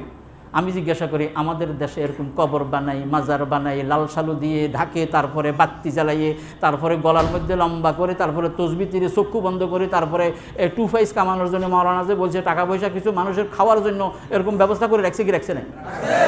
এগুলো সবগুলো সুন্নতের পক্ষের না বিপক্ষের? সো অল আর বেদাত। সুতরাং এগুলি সবগুলি কি বেদাত। এরকম বলতে গেলে কত কিছু আছে। আল্লাহর রসুল তিনি কি গায়েব জানেননি? হ্যাঁ, আল্লাহ রসুল তিনি কি গায়েব জানেননি? এইটার আলোচনা করতে গেলে তো আধা ঘন্টা কথা বললেও কিছু বলা যাবে, দরকার নেই। আমি শুধু এতটুকু বলি যে আল্লাহর রসুল গায়েব জানেন না, এইটা হলো সহি কথা, কোরআনের কারিমের অসংখ্য আয়াত। এখন যারা নাকি এই বিশ্বাস করে আল্লাহর রসুল গায়েব জানে, তাহলে কি নতুন একটা আকীদা কি তারা পোষণ করতেছে না? এইটা হলো মানে বেদাতি আকীদা। এটার নাম কি? আল বিদআ আল আকাদিয়া। আরবিতে বলে আল বিদআ আল আকাদিয়া, আকীদাগত বেদা। এরকম আবার কোনো কোনো বেদাত তো আছে এরকম যেটা মানুষদেরকে কাফের বানিয়ে দেয়, ঈমান থেকে বের করে দেয়, বলেন নাউযুবিল্লাহ। তো যাই হোক, আপনাদের তো এত ইয়ের দরকার নাই, যেহেতু আমি যেমন দেখেছি শুনেছি যে আপনাদের খতিব এবং আপনাদের ইমামরা, তারপর আরও এখানে বড় বড় আলেমরা এসে ডক্টর সাইফুলদার মতো, ডক্টর আবদুল্লাহ মোহাম্মদ জাহাঙ্গীরের মতো, তারপর ডক্টর মঞ্জুর এলাহির মতো, এরা এসে আপনাদের সে সুযোগও আছে, আপনারা শুনতেছেন। ওই যে বলছে মানে যারা টুফাইস কামানোর জন্য নয়, যারা খানকা বানাই তারপরে ইয়ে করার জন্য নয়, যারা গরু ছাগল। আমাকে মাস্টার্সে আমি যখন চান্স পাই, তো যে পরীক্ষা হয়েছে, আমারে জিজ্ঞাসা করছে, কয় এই বিসমিল্লাহে আল্লাহু আকবার বলে কবরের মধ্যে জবা করছে কি? বিসমিল্লাহ বলে, বিসমিল্লাহ আল্লাহু আকবার, এই বিসমিল্লাহে আল্লাহু আকবার বলে জবাই করছে, কিন্তু করছে কবরওয়ালা বা কবরের ইয়ের জন্য। এইটা জিজ্ঞাসা করার জন্য কি আর কোনো চিন্তা করার দরকার আছে? মানে ওমা উহিল্লা লিগাইরিল্লাহি বিহি, কোরআন শরীফে আছে, মানে গায়রুল্লাহর জন্য যেখানে নাকি বিসমিল্লাহ বলেন না, লা ইলাহা ইল্লাল্লাহ বলেন, গায়রুল্লাহর জন্য যদি হয়, উহিল্লা শব্দের অর্থ হলো আওয়াজকে উচ্চ করা। তো গায়রুল্লাহর জন্য যদি কেউ এটা করে, তাহলে একদিক থেকে বেদাত এই জন্য রসুলের সময় ছিল না, আর বড় ধরনের শিরক যেটা নাকি আল্লাহর জন্য করা হতো, এখন সেটা নাউজুবিল্লাহ মানুষের জন্য কি করা হচ্ছে। তো যাই হোক, আর লম্বা নয়। আপনারা কি আমার কথা বেজার হয়েছেন নাকি? সোজা কথা বেজার হইলেও হন, যদি কথাগুলো যদি একটু ঠিক হয় তাহলে আলহামদুলিল্লাহ। আমরা সবাই সুন্নতের অনুসরণ করব, খুঁজে খুঁজে জেনে জেনে। আরে এক জায়গায় যদি কাম না হয়, যদি নরসিংদী যদি আপনার জেলায় কাম না হলে কয় কি, আচ্ছা বড় ডাক্তার কোথায় আছে? কয় ঢাকায় আসে। ঢাকায় কাম না হলে কয় মাদ্রাস যাও অথবা এতে যাও, কয় নাহলে থাইল্যান্ড যাও, ব্যাংকক যাও। কি কথা ঠিক না বেঠিক? তার মানে আপনার প্রয়োজনে আপনি এক আলেমের কাছে, নইলে আরেকজনের কাছে। তবে হক্কানি সহি কথা যারা বলবে তাদের কথা আপনাকে শুনতে হবে, আর বলতে হবে যে দলিল আসেনি। কি দলিল আসেনি? দলিল না থাকলে এইটা যত বড় হুজুরেই বলুক না কেন, এটা কি করবেন না, কর্ণপাত করবেন না। বলে প্লিজ দলিল আছে কিনা। মুশকিল হয়েছে কি কথা, দলিল তালাশ করলে কয় কি, কয় চুপ কর, তুই বেশি বুঝিস নাকি, মুশকিল। তবে আমি আপনাদের এখানে বুঝতে পেরেছি যে আপনারা কিন্তু সবাই দলিল তালাশ করেনওয়ালা, ঠিক আছে না? কথা এইটাই তো ঠিক। আচ্ছা কত দেখি, আমাদের সময় আমাদেরকে বলতো কি, যখন আমরা ইয়েতে পড়তাম, আমাদেরকে বলতো কি উস্তাদরা, এটা খবরদার, এর দ্বারা উস্তাদের কিন্তু ইয়ে করতেছি না, মানে বাস্তব যেটা ছিল আর কিছু বললে কাকে, কয় চুপ কর, তুই বেশি বুঝিস। আবার আরও কয়েকজনের নাম করে বলতো, ওনারা বেশি বলছে, আর তুই আদার ব্যাপারে জাহাজের খবর লস্কা। কি কথা সত্য না? তো আমরা কি করতাম, দমক দিল, জি হুজুর, জি। আর আরেকটা কথা বলি, আগে বাজারে গেছেন, শুধু ইসা মাছ ছিল, ইসা মাছ ছিল, অথচ একই মাছ, কিন্তু চিংড়ি বললে বোঝা যাবে তো বড় বড়গুলি, আর ইসা মাছ বললে মনে হয় বোঝা যাবে ছোট ছোট গুলো। কথা ঠিক হবে, ঠিক এরকম। তো বাজারে গেছেন, শুনেন না, কথা একবার সত্য বাস্তব, বাজারে গিয়েছেন, দেখেছেন কি শুধু ইসা মাছ আর ইসা মাছ, তাও হয়তো ফসা টসাও হইতে পারে এরকম, আর বাজারে কিচ্ছু নেই। আচ্ছা আপনি কি আনবেন? আছে, এটা তো কিছু নেই কি, কিন্তু এখন আপনি বাজারে গিয়ে দেখেন কি পকেটেও টাকা আছে, আরে তাজা রুই মাছ, কাতল মাছ, আরও বিদেশি সমুদ্রের মাছ, কত মাছ এখানের মধ্যে একত্রিত হয়েছে। আচ্ছা আমি জিজ্ঞাসা করি, এখন যখন পট পরিবর্তন হয়েছে, কি এখন বাজারেও আমি দেখতেছি, আমার চোখ আছে, আমার ব্রেন আছে, আমার বুঝ আছে, তাহলে আমার পকেটে টাকাও আছে, এখনো কি আপনি সেই ঈসা মাছ কিনবেন শুধু? না, যে যাই বলুক বলুক, এখন আর ঈসা মাছ কিনবো না। এখন আমি আমার চয়েস মতো, পকেটে টাকা আছে, আমি সবচেয়ে রুচিসম্মত আমার সাধ্য মতো যেটা বেস্ট সেটা কিনি। এইটা বলছি ওই যে হ্যাঁ সেটাকে ওইটা আপনি কিনবেন, এটা বলছি এই জন্য আমার প্রিয় ভাইয়েরা। এখন হয়েছে কি, এই বিজ্ঞানের বদৌলতে এখন যেই কোনো মাসালা বাংলায় হোক, ইংরেজিতে হোক, আরবিতে হোক, শুধু আপনি এই একটু ইয়ে করবেন, আপনার মোবাইলেই ঘরে বসেই, দূরে যাওয়ার দরকার নাই, শুধু না না প্রথমে তো লিখতে হবে, তো দিয়ে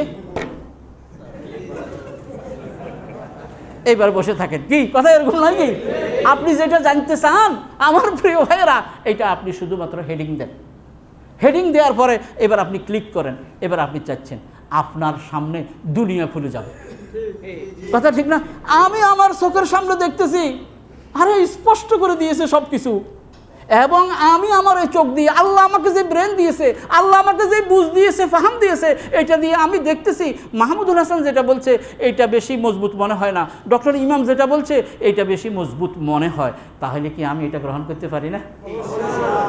এইটা যদি করি আমরা, এই সিস্টেম যদি আমরা ফলো করি এবং এটাকে যদি আমরা মানি নেই, তাহলে একবার ডেফিনেটলি আমরা হকের উপরে থাকতে পারব।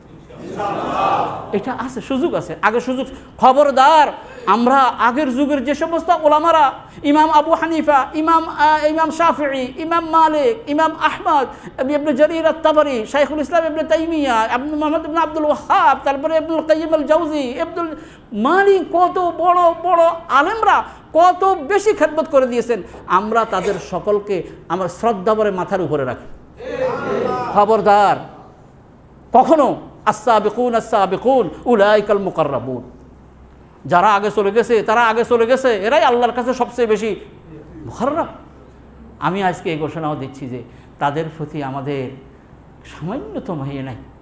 আরে আমাদের যন্ত্র আবিষ্কার করার কারণেই না আমরা এখন টিভি বাইর করতে পারতেছি, কিন্তু সে কয়েকশো মানে কত হাজার বছর আগে ইমাম বুখারী সেগুলো কত কষ্ট করে একত্র করে গেছে। কি তাহলে আজকে আমার মনে হয় আমার এই আলোচনার শেষের দিকে আমরা এই মর্মে ঐক্যবদ্ধ হতে পারি যে সহিহ সুন্নাহ যেটা, এটাকে আমরা ধরব এবং ওলামায়ে কেরামদের প্রত্যেকের প্রশংসা আমরা করব, কারোর প্রতি আক্রমণাত্মক কোনো কথা বলবো না। তারা প্রত্যেকে মেহনত করে গেছেন, তারা যে যুগে করেছেন আমরা তো এগুলির একেবারে লক্ষ ভাগের এক ভাগও করতে পারতাম না। যেটাকে আমরা এখন কম্পিউটারাইজড করেছি, এইটাকে এই কম্পিউটারাইজ করার আগে কিতাবের মধ্যে, ভলিউমের মধ্যে রাখছিল কারা? কি তারা নয় কি? সুতরাং তাদের এই খেদমতকে আমরা সর্বোচ্চ সম্মান জানাই এবং তাদের এখনও তো আটকে গেলে এখনও দেখি যে শব্দটা কী হয়েছে বুঝি না, পরে কই কি আচ্ছা ঠিক আছে, আল্লামা জুবাইদি কী কইছে, তাজুল আরুজালায় কী কইছে, লেসানুল আরবালায় কী কইছে, ইবনে মানজুরে কী কইছে, আচ্ছা ওনার কিতাব খুলি দেখি। এখনও কোনো কিছু আটকে গেলে তাদের কাছে আমাদেরকে শরণাপন্ন হইতে হয়। সুতরাং তাদের মর্যাদা সবার আগে। এই ব্যাপারে আপনারা একমত তো? কখনও কারো প্রতি কটাক্ষ হয় না, কারোকে তুচ্ছ তাচ্ছিল্য করা, এটা কোনো ইসলামের কোনো ইয়ে না। আমরা যারা যতটুকু করেছেন আমরা বলবো তারা মানে আমাদের আগে চলে গেছেন এবং তারা অনেক মেহনত করেছেন। তবে শেষ করি, তবে ওনারা যেটা বলেছেন আলহামদুলিল্লাহ, কিন্তু এখন সবগুলো মিলানোর পরে আমি যদি দেখি যে একটা সবচেয়ে বেশি মানে গ্রহণযোগ্য মনে হয়, তাহলে এইটাকে গ্রহণ করলে কি তাদের প্রতি কি কোনো অবমাননা হবে নাকি? বাস আল্লাহ রাব্বুল আলামিন আমাদের সকলকে সুন্নতের উপরে, সহিহ সুন্নাহর উপরে আমল করার তৌফিক দান করুন। বেদাত যত প্রকার আছে, যত রকমের আছে, এগুলো থেকে আমাদেরকে বেঁচে সহিহ সুন্নাহর উপরে আমাদেরকে অটল থাকার তৌফিক দান করুন। আপনারা অত্যন্ত ধৈর্য সহকারে আমার ভাঙ্গাচুরা কথাগুলো শুনেছেন, এই জন্য আল্লাহ শুকরিয়া আদায়ের পাশাপাশি আপনাদেরকেও ধন্যবাদ জানাই। আল্লাহ আমাদের সকলকে আজকে যেরকম এখানে আল্লাহর ঘরে একত্রিত হয়েছি, আল্লাহর জান্নাতে যেন আল্লাহ আমাদের সবাইকে একত্রিত করে দেন। আলহামদুলিল্লাহি রাব্বিল আলামিন। আসসালামু আলাইকুম ওয়া রাহমাতুল্লাহি ওয়া বারাকাতুহু। আলহামদুলিল্লাহ, আমরা এতক্ষণ পর্যন্ত অত্যন্ত গুরুত্বপূর্ণ কোরআন এবং সুন্নাহ থেকে বেদাত সম্পর্কিত বিভিন্ন বিষয় আমরা শুনেছি। আলহামদুলিল্লাহ, আমাদের শাইখের অনেকগুলো বই আছে, গুরুত্বপূর্ণ অনেকগুলো বই আছে। একটা বই আছে ইবাদতের নামে প্রচলিত কতিপয় বেদাত। এই বইটা পড়লে শাইখ সময়ের জন্য বিস্তারিত ব্যাখ্যার আলোচনা করেন নাই, ব্যাখ্যা দেন নাই। এই বইটাতে মোটামুটি আপনি বেদাত সম্পর্কে বিস্তারিত বিষয়গুলো এখানে জানতে পারবেন। এখানে বেদাত কাকে বলে, বেদাত চিনার মূলনীতি, তারপরে তাওহীদ, এবং এখানে প্রত্যেকটি বিষয় আলাদা করে করে দেওয়া আছে যে তাওহীদ, আকীদা, এগুলোর ক্ষেত্রে যে সকল বেদাত, আল্লাহ সুবহানাহু ওয়া তাআলার অস্তিত্ব, অবস্থান, কর্তৃত্ব, গুণাবলী সংক্রান্ত বেদাত, ইবাদতের নামে বেদাত, নবী সাল্লাল্লাহু আলাইহি ওয়াসাল্লামের ভালোবাসার বেদাত, তারপরে বিভিন্ন দিবস উদযাপনের বেদাত, তারপরে সুফিদের বানানো দরুদের বেদাত, পীর মুরিদের সাথে সংশ্লিষ্ট বেদাত, তারপরে কবর জিয়ারত, মৃত ব্যক্তিকে কেন্দ্র করে বেদাত, সফর সংক্রান্ত বেদাত, নামাজকে কেন্দ্র করে বেদাত, তারপর দোয়া, জিকির, কোরআন তেলাওয়াত, খতমের বেদাত, তারপরে তাহারাত, পবিত্রতা অর্জন সংক্রান্ত বেদাত, হজ উমরা সংক্রান্ত বেদাত, বিয়ে শাদী সংক্রান্ত বেদাত। এইভাবে সমাজের প্রচলিত যে বেদাতগুলো আছে এগুলার এখানে আলোচনা আছে। তো আমাদের এখানে যে লাইব্রেরি আছে, আফসিন লাইব্রেরি, এই লাইব্রেরি থেকে আপনারা অর্ডার দিলে এগুলা সংগ্রহ করে দেওয়া যাবে। ইবাদতের নামে প্রচলিত কতিপয় বেদাত। আর এর বাইরে শাইখের বই আছে হাফেজুল কোরআনের গুণাবলী। একজন হাফেজুল কোরআনের কি কি গুণাবলী থাকতে হবে? সাথে আমি একটা বলি, হাফেজে কোরআন বলে আপনারা আবার মনে করবেন না অর্থাৎ 30 পারা কোরআন মুখস্থ থাকলে সে হাফেজ। যে নাকি সূরাতুল ফাতিহা পড়লো সে হলো সূরাতুল ফাতিহার হাফেজ। কি যে সূরাতুল ফাতিহা পড়ছে সে সূরাতুল ফাতিহার হাফেজ। তাহলে এই সূরাতুল ফাতিহাকে কিভাবে সুন্দর করে পড়তে হবে এটার আদব কি জানা দরকার আছে না? নাকি মনে করবেন 30 পারা কোরআন মুখস্থ করি নাই, so I know need this, এরকম না। জি, তারপরে আরেকটা আছে সাহাবায়ে কেরামের মর্যাদা। তবান সাহাবায়ে কেরামের মর্যাদা, এটা আসলে ছিল আমার একটা সেমিনার, মানে ইসলামী বিশ্ববিদ্যালয়ের ইয়েতে, পরবর্তীকালে ওরা সবাই মিলে এটারে ইয়ে করে দিয়েছে। জি, তারপর তাওহীদ সংক্রান্ত প্রাথমিক তাওহীদ বোঝার জন্য একটা সহজ তাওহীদ, জি, যে তাওহীদের একবার সংক্ষিপ্ত রূপ, এটা বিশেষ করে মাদ্রাসা সিলেবাসে এটা পাঠ্য করা আছে। জি, যে মাদ্রাসায় ছোট বাচ্চাদের বোঝার জন্য যে তাওহীদ কি এই ব্যাপারে সংক্ষিপ্ত।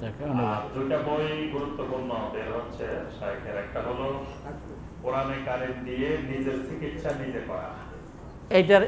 এইটাকে আমি একটু বলতে পারি। তবে আরেকটা কথা, এটা শুধু আল্লাহর প্রশংসার ইয়েতে, আমি যেই বইগুলো লিখেছি আজ পর্যন্ত এগুলো থেকে একটি পয়সা আমি নিজের জন্য খরচ করিনি, আলহামদুলিল্লাহ, একটিও না।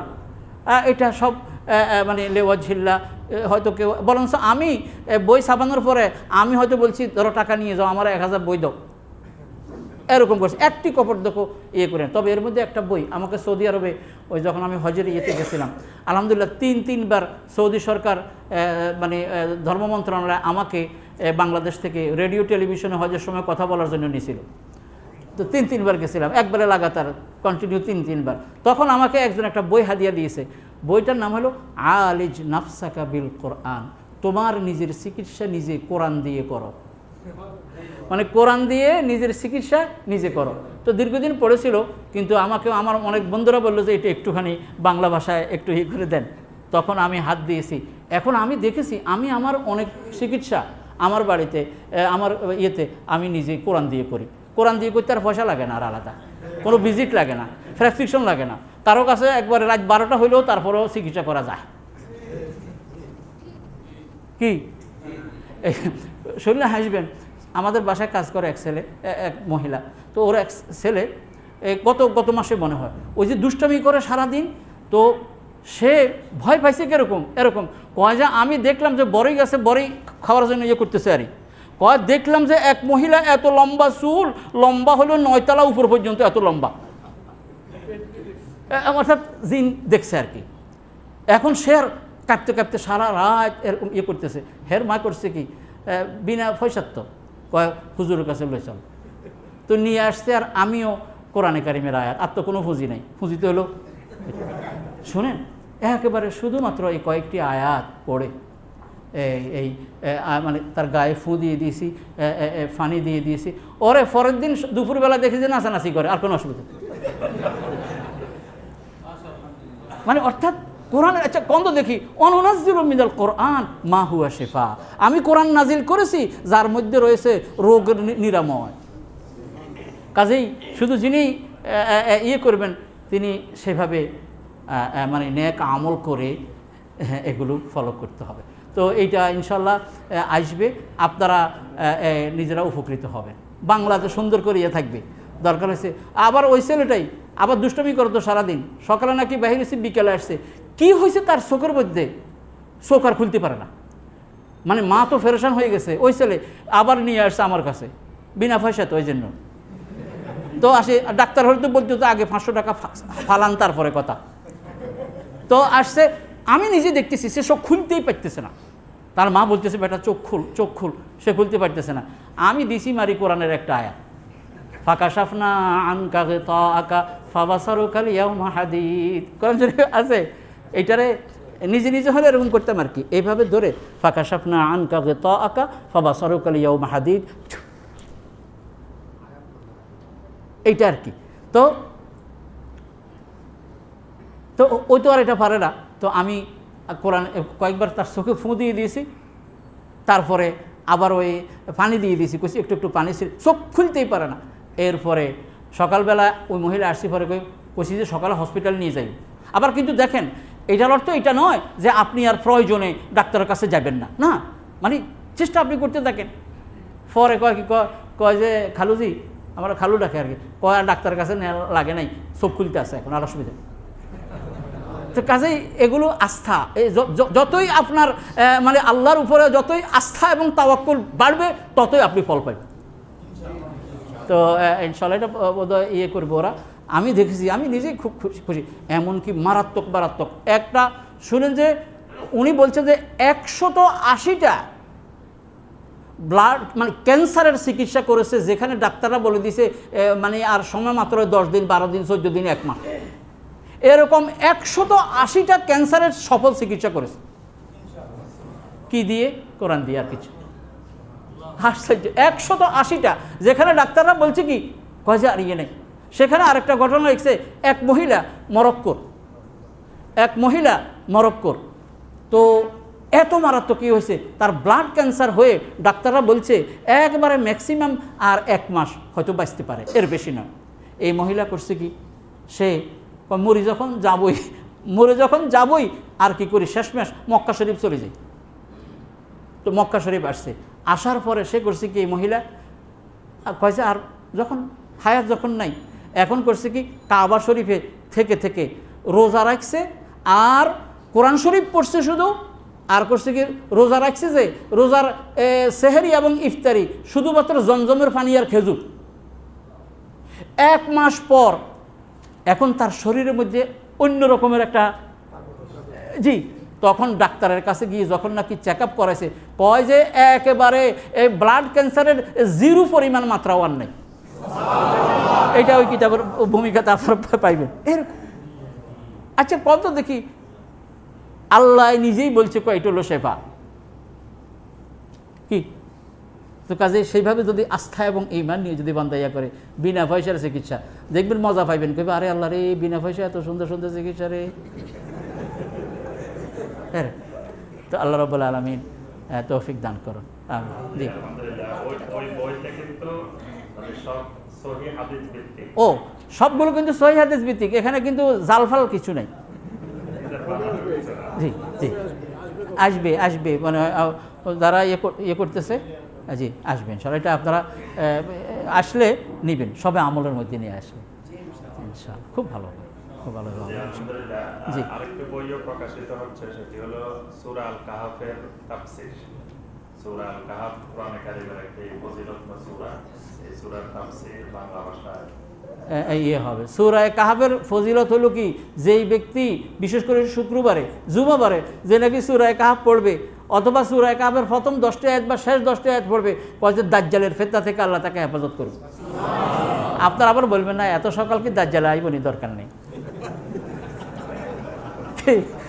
আপনারা আবার এটা বলবেন না খবরদার যে এত সকাল কি দাজ্জাল আইবনি, সময় বোধ এখনো দেরি আছে, তাহলে এখন দরকার নাই। অথচ সহিহ হাদিসের মধ্যে আসছে যত নবী দুনিয়াতে এসেছেন তারা প্রত্যেকের দাজ্জালের ফিতনা থেকে আল্লাহ পাকের কাছে ফানা চাইছে। তো ওনারা তো কত আগে চলে গেছে, তারপরেও ফানা চাইছে, তো আমরা জি আলহামদুলিল্লাহ আমাদের ভাই বোনেরা কিছু প্রশ্ন করেছেন, আমরা এই প্রশ্নগুলোর উত্তর দিয়ে সংক্ষিপ্তভাবে এরপরে আমাদের আজকের প্রোগ্রাম শেষ করব ইনশাআল্লাহ। একজন ভাই কয়েকটি প্রশ্ন করছেন। প্রথম প্রশ্নটি হলো, কোন নারী কাজের মাধ্যমে তালাক দিলে সেটি গ্রহণযোগ্য হবে কিনা? সুন্দর প্রশ্ন, জীবন ঘনিষ্ঠ প্রশ্ন। সাধারণত তালাকের মালিক হলো কে? পুরুষ। তালাকের মালিক হলো পুরুষ, এবং এটার বাগডোর, এটার পাওয়ার, এটার ক্ষমতা নরমালি সাধারণত আল্লাহ রাব্বুল পুরুষের কাছে দিয়েছেন। কারণ পুরুষরা যতটুকু না ধৈর্য ধারণ করতে পারে মহিলারা তত পারে না। নরমালি তাদের কাছে দিলে যে কত তালাকের মাত্রা আরও বেড়ে যেত। হ্যাঁ, এটার কারণ কি? বুখারীতে রাওয়ায়াত আসছে মেয়েরা তো ধৈর্য ধরতে পারে না। হাদিসে আসছে রসুল বলছেন আমি জাহান্নামের মধ্যে মেয়েদেরকে বেশি দেখছি। তখন সাহাবারা জিজ্ঞাসা করি, ইয়া রাসূলুল্লাহ, কি আল্লাহর সাথে কুফরি করে এই জন্য? কয় যে না, স্বামীর সাথে নাশকরি করে এই জন্য। কয় কীরকম? কয় লাউ আহসানতা ইলা ইহদাহুন্না দাহরা সুম্মা রাআত মিনকা শাইআন ক্বালাত মা রাআইতু মিনকা খায়রান কাত্তু। অর্থাৎ তুমি যদি এক যুগ পর্যন্ত যদি তোমার স্ত্রীর সাথে সবসময় সদ্ব্যবহার করেছো, 12 বছরে কোনো দিন দুই কথা হয় নাই, কিন্তু হঠাৎ করে একদিন কোনো কারণে একটুখানি তুমি হয়তো রাগটাগ করছো আর কি, অফিস থেকে আসছো, যে কোনো কারণে হয়তো একটু রাগ করছো, কয় কি? কয় তোমার বাড়িতে এসে কোনো দিন সুখ দেখিনি। বুখারীর রাওয়ায়াত। কয় মা রাআইতু মিনকা খায়রান কাত্তু, কয় তোমার থেকে কোনো দিন ভালো দেখি নাই। হায় হায়, 12 বছরের একদিনে মাটি। তো এরকম লোকদের হাতে যদি সাধারণত নর্মালি যদি থাকতো, তালাক দেওয়ার যদি থাকতো, তো কত তালাক যে হয়ে যেত। মানে সবাই বউরা মহিলারা পুরুষদেরকে তালাক দিয়ে বাইরে দিকে চলে যেত। এখন সাধারণত পুরুষরা তালাক দেবে, কিন্তু যদি কোনো পুরুষ তার স্ত্রীর প্রতি এমন অবিচার, এমন জুলুম, এমন নির্যাতন তাকে করতেছে এবং তার জীবনকে দুর্বিষহ করে তুলেছে, অথবা এমন এক অবস্থা হয়েছে যে এই স্বামী স্ত্রীরা একত্র থেকে আল্লাহর নির্দেশও এখন আর পালন করার মতো অবস্থা নাই, স্ত্রী বলল যে তুমি আমাকে করে দাও, মুক্ত করে দাও, কিন্তু সে বলে যে ভাইসি তোর 12টা বাজামো, ওই কামার হইতো না। অর্থাৎ এই সময়ে শুধুমাত্র এই একটি পয়েন্টে স্ত্রী যদি মনে করে যে না আর জীবন এর সাথে কাটানো সম্ভব নয়, তখন সে কাজের মাধ্যমে কারণ ইসলাম তো কঠিন নয়, এই জন্য তখন সে কাজের মাধ্যমে এটা করতে পারবে এবং এটা তখন বৈধ। জি। দ্বিতীয় প্রশ্ন হলো, মসজিদের ভিতরে টিভি, রেডিও অথবা মোবাইলে কোনো প্রকার লেকচার শোনা যাবে কিনা? মসজিদের ভিতরে যদি শুনে, টিভিতে অথবা রেডিওতে বা মোবাইলে বা ভিডিও মানে হলো জাস্ট যে লেকচারটা এখানে হচ্ছে এটাই নাকি, বা অন্য কোনো কিছু করে আর কি? হ্যাঁ, ইসলামিক কোনো কিছু মসজিদের মধ্যে প্রদর্শনের জন্য এটা করা যাবে। কারণ ওলামায়ে কেরাম বলেছেন এটা তো মূল উদ্দেশ্য কি, হোয়াট ইজ ইউর টার্গেট কি? এখানে মনে করুন মক্কা শরীফের ইমাম সাহেব তিনি এখন একটা বক্তব্য দিচ্ছেন, আমরা এখানে বসে এটা করছি, এটা সম্ভব, এটা দলিল আলহামদুলিল্লাহ একবার বড় দলিল মনে হয়েছে। সেটা হলো যখন গেছি হজে যখন গেছি, তো আরাফার ময়দানে যে বক্তব্যটা এইটা তো হাজার হাজার খিমা আছে, তো তাই না, হাজার হাজার তাবু আছে, আবার ভিতরে ছোট ছোট মসজিদও তো আছে, তো ওই মসজিদের মধ্যে ওই সংযোগ আছে। জি, তাই না? এবং ওখান থেকে আমরা সবাই শুনতাম। তো এখান থেকে তো এটা একটু প্রমাণিত হলো যে তবান অশ্লীল তো কিছুই নয়, শুধুমাত্র একজনের বক্তব্য, তাই তো। যে আমি আশা করি হয়তো ওলামারা ইখতিলাফ করতে পারেন, কিন্তু আমি আশা করি এখন যেরকম আমরা দুজন বইয়ের বসে রয়েছি, বিজ্ঞানের বদৌলতে এখন আর আমি বসা না থাকলেও আপনি এরকম বসা অবস্থার কথা শুনতেছেন, এই তো কথা। তো এইটা আমরা আশা করি এটা বৈধ হবে, আল্লাহ আলাম। এটা বলছি এজন্য ওলামাদের মধ্যে কেউ হয়তো ইখতিলাফ করতে পারে। জি, বিতিরের সালাতে দোয়া কুনুতের সময় হাত তুলে দোয়া করা যাবে কিনা? মুস্তাদে আহমদে একটা রওয়ায়াতের মধ্যে হাত তোলার কথা রয়েছে, মুস্তাদে আহমদে। আর কেউ কেউ বলছেন যে হাত তোলার প্রয়োজন নেই। যারা নাকি বলছে যে হাত তোলা যাবে না, তারা ওই মুস্তাদে আহমদের ওই রওয়ায়াতটাকে বেশি শক্তিশালী মনে করেন না, এই জন্য বলেন যে হাত তোলা যাবে। কিন্তু আবার অনেকে কিন্তু হাত তুলেই দোয়া করেন, বলেন যে হাত দোয়ার সময় হাত তুললে আল্লাহ পাক তো তার হাত খালি ফিরিয়ে দেন না। এই একটা দৃষ্টিভঙ্গি থেকে ওলামাদের মধ্যে কেউ কেউ হাত তুলে কুনুতের সময় করার কথা বলেছেন। আবার কেউ কেউ ওই হাদিসকে না এনে যে মানে সাধারণত এই অবস্থায় থাকবে আর কি, হ্যাঁ, তারপরে সে করে। এখানে অনেক লম্বা একটি ঘটনা লিখছে।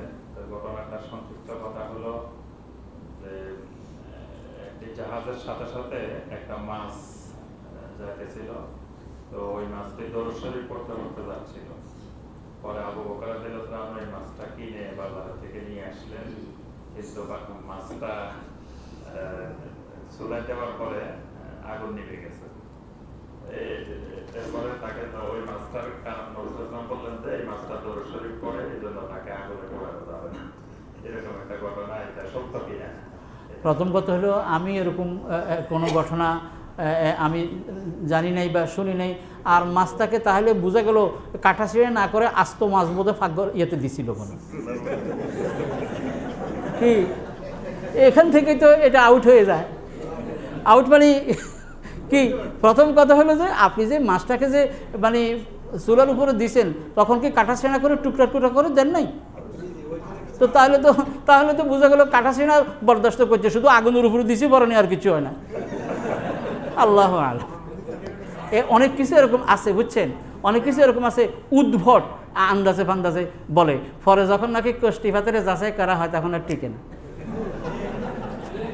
বহুত এরকম আছে।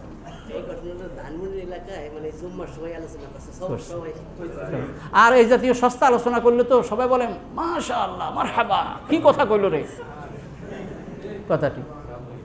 জি, এই প্রশ্নটা কয়েকজনে করেছেন যে ফরজ সালাতের পরে জুমার সালাতের পরে সম্মিলিতভাবে মুনাজাত করা যাবে কিনা, বা এটা একমত অবলম্বন করার জন্য জায়েজ কিনা, বা কোন কোন ক্ষেত্রে সম্মিলিত দোয়া করা জায়েজ?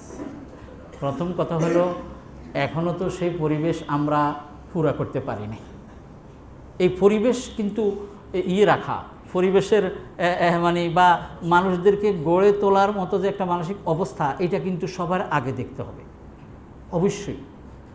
তবে এই কথা সত্য, চুপে চুপে মাইকে বলতেছি, চুপে চুপে মাইকে বলতেছি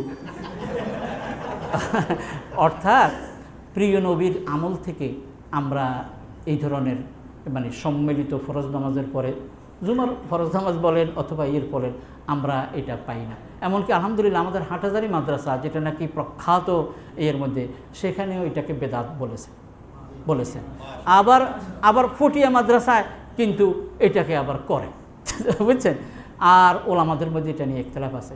তো আমরা যেখানে মানুষদেরকে কনভিন্স করতে পেরেছি, বুঝাইতে পেরেছি, হ্যাঁ, সেখানে আমরা এটা না করে ওই যে আমি লম্বা করে যে কয়েকটা কথা বলছি এগুলো আমরা করি। দেখেন ইসলামে যে আরও কত কিছু আছে, এগুলো নিয়ে আমরা করি না।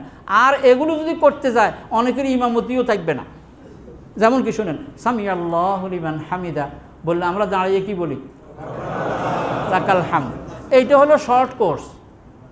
এই রব্বানা লাকাল হামদ, এটা শর্ট কোর্স। এবারে ফুল কোর্স শুনেন, রব্বানা লাকাল হামদ হামদান কাসীরান তাইয়িবান মুবারাকান ফি, এইটা হলো মিডিয়াম কোর্স।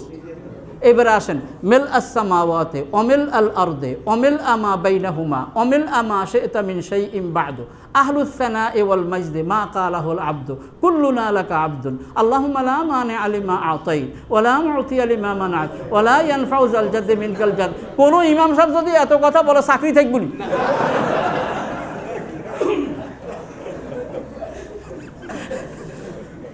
তো সুতরাং আস্তে আস্তে আমার ওই যে আলোচনার আলোকে আপনারা কিন্তু সিদ্ধান্ত নেবেন।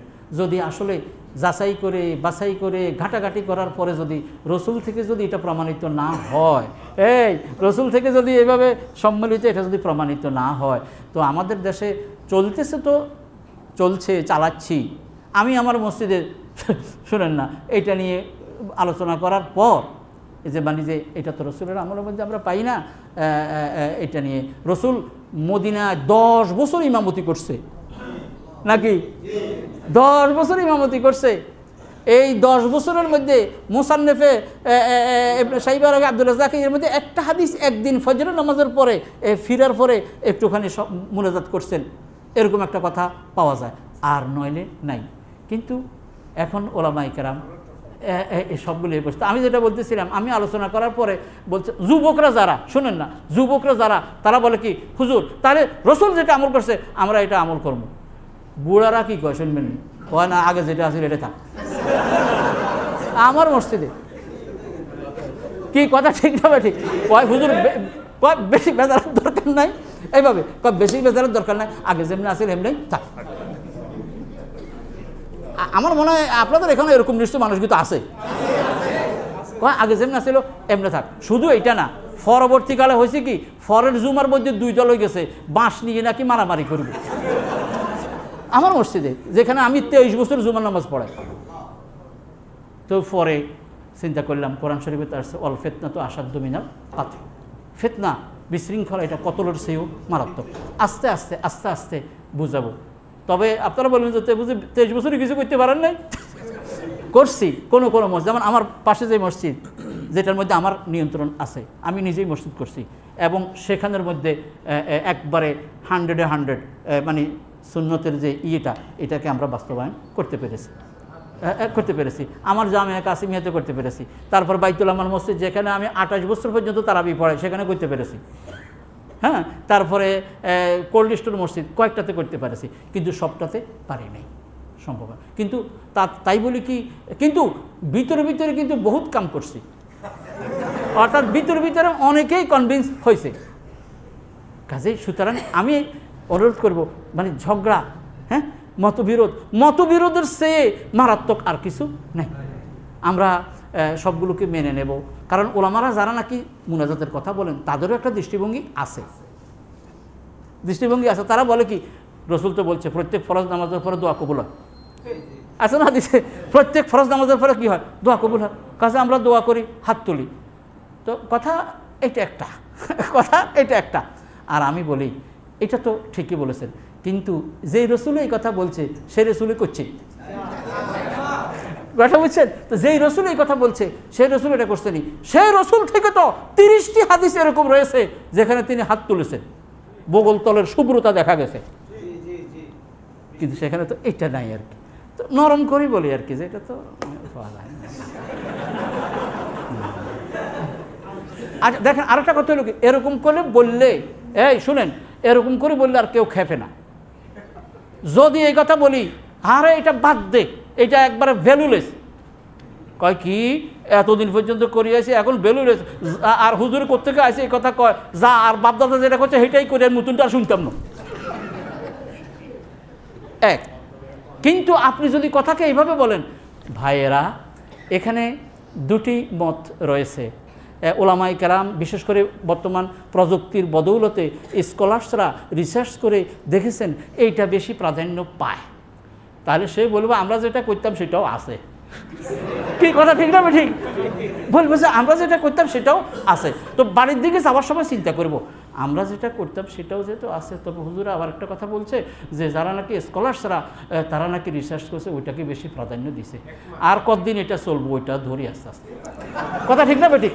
কিন্তু আগেই যদি আমি তাকে যদি করে ফেলি, আর তুই যেটা করতি এটা তো একবারে নাই, নাই থাক, তোরটা শুনতে হবে, কথা সত্য না? এই জন্য প্রত্যেক ওলামাদেরকেও আমরা বলি যে আপনারা এরকমভাবে আক্রমণাত্মক হয়ে না বলে দরদি মন নিয়ে কথাটা বলেন, আবেদন দিয়ে কথাটা বলেন, দেখবেন একদিন আল্লাহ তার মনের ভিতরে এটা করে দিব।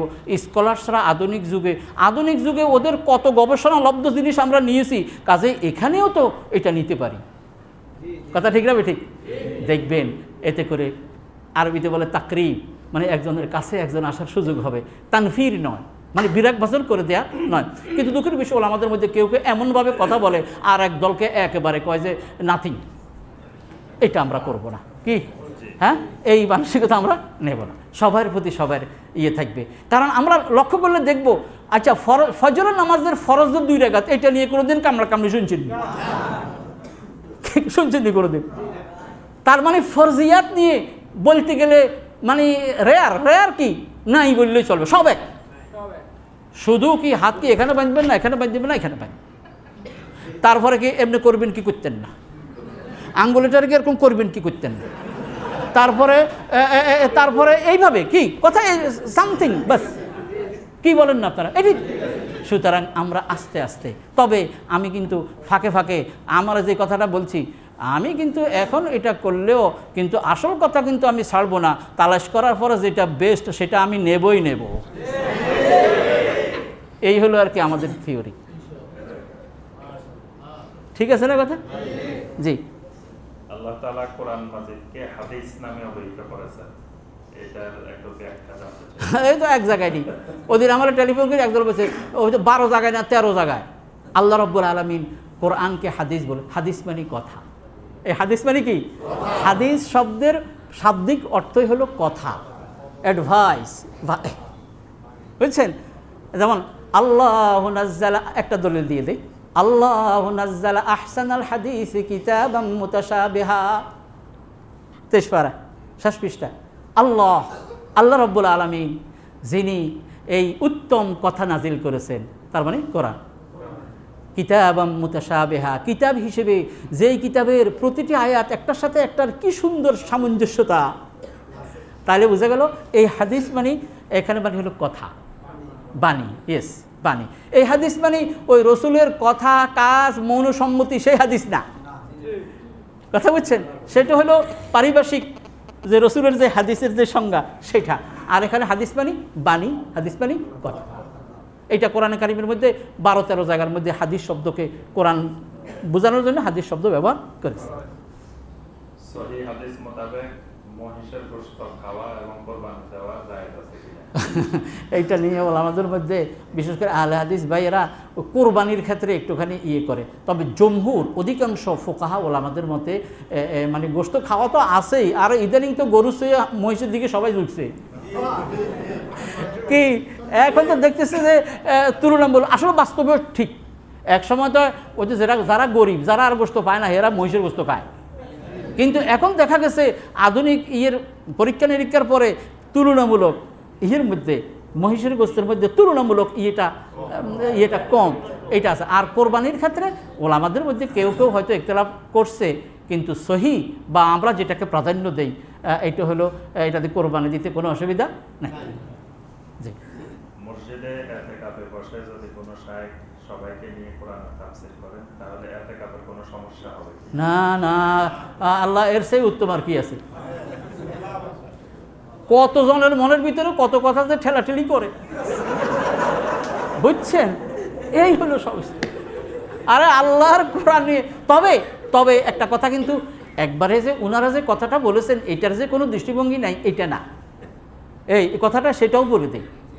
মানে ওনারা যে কথাটা বলেছেন এটা যে একেবারে ফেলনাও না, বুঝাইতে চাইছে আর কি যে ইতিকাফে যখন আমি বসবো আমি একবারেই নিরালা একে একে শুধু আমার আল্লাহর সাথে বুঝাবুঝি করব, এখানে মানুষদেরকে নিয়ে টকিং ফকিং এগুলি করবো না, এই একটা কথা আর কি। বিশেষ করে রাসূল সাল্লাল্লাহু আলাইহি ওয়াসাল্লাম দেখেন ওই যে রমজানের এই শেষ 10 দিনে সব কিছু কাট আপ করে দিয়ে একবারে আল্লাহর ঘরে চলে আসতো, এই দৃষ্টিভঙ্গি থেকে তারা বলে। কিন্তু আমাদের অবস্থা হচ্ছে আরেক রকম, যে আমরা বুঝি এরকম বুঝি মানে শুধু কেবল আল্লাহর জন্য করব, যদি তাফসিরে না বসি তো টকিংয়ের মধ্যে তো শেষ করে দিলাম সময় গপ্পসপ্পর মধ্যে। এই জন্য যদি এরকম হয় এর সেই উত্তম নয় কি? আচ্ছা একটু আলোচনা করি। তবে এই কথা সত্য যে একা এই যে আছে না, ফাইজা আলাম নাশরাহ লাকা সাদরাক ওয়াদানা ফাইজা ফারাগতা ফানসাব ওয়া ইলা রাব্বিকা ফারগাব। যখন তুমি অবসর হয়ে যাও তখন দাঁড়িয়ে যাও আর তোমার রবের প্রতি তুমি আরও আগ্রহী হয়ে যাও। তো এই জন্য কেউ যদি মানে আমি এই কথা বলবো তার দুইটার মধ্যে সমন্বয় এভাবে করব, যদি কিছু সময় এরকম থাকে যে এখন আর হয়তো একে একে বসে কোনো কিছু করার মতো ইয়ে লাগে না, তাহলে তাফসিরও শুনলাম। আর ভাগ করে তাফসির কি একবারে সকাল থেকে শুরু হয়ে সন্ধ্যা পর্যন্ত? একটা নির্ধারিত সময় শুনলাম। আর তালিমের দর্শ তো সবচেয়ে বেশি উত্তমও বটে। জি জি। কোরআন সুন্নাহর আলোকে দ্বিতীয় বিবাহ করার ক্ষেত্রে প্রথম স্ত্রীর কাছ থেকে অনুমতির প্রয়োজন আছে কিনা? এটা আমাদের রাষ্ট্রীয় আইনের মধ্যে আছে, কোরআন এবং হাদিসের শরীয়তের মধ্যে এটার কোনো নির্দেশ নাই। আর আমাদের দেশ তো এরকম দেশ, এটা তো জানেন, কেউ যদি আর হুজুর হলো তার কোনো কথাই নাই, দ্বিতীয় বিবাহ করলে খাইছে রে খাইছে। আসলে কোরআনে পরিষ্কার স্পষ্ট সেই আছে, বিভিন্ন প্রয়োজনে এটা করতে হয়, বিভিন্ন প্রয়োজনে হইতে পারে। জি জি, আলহামদুলিল্লাহ। প্রশ্ন নাই। আচ্ছা, দেখা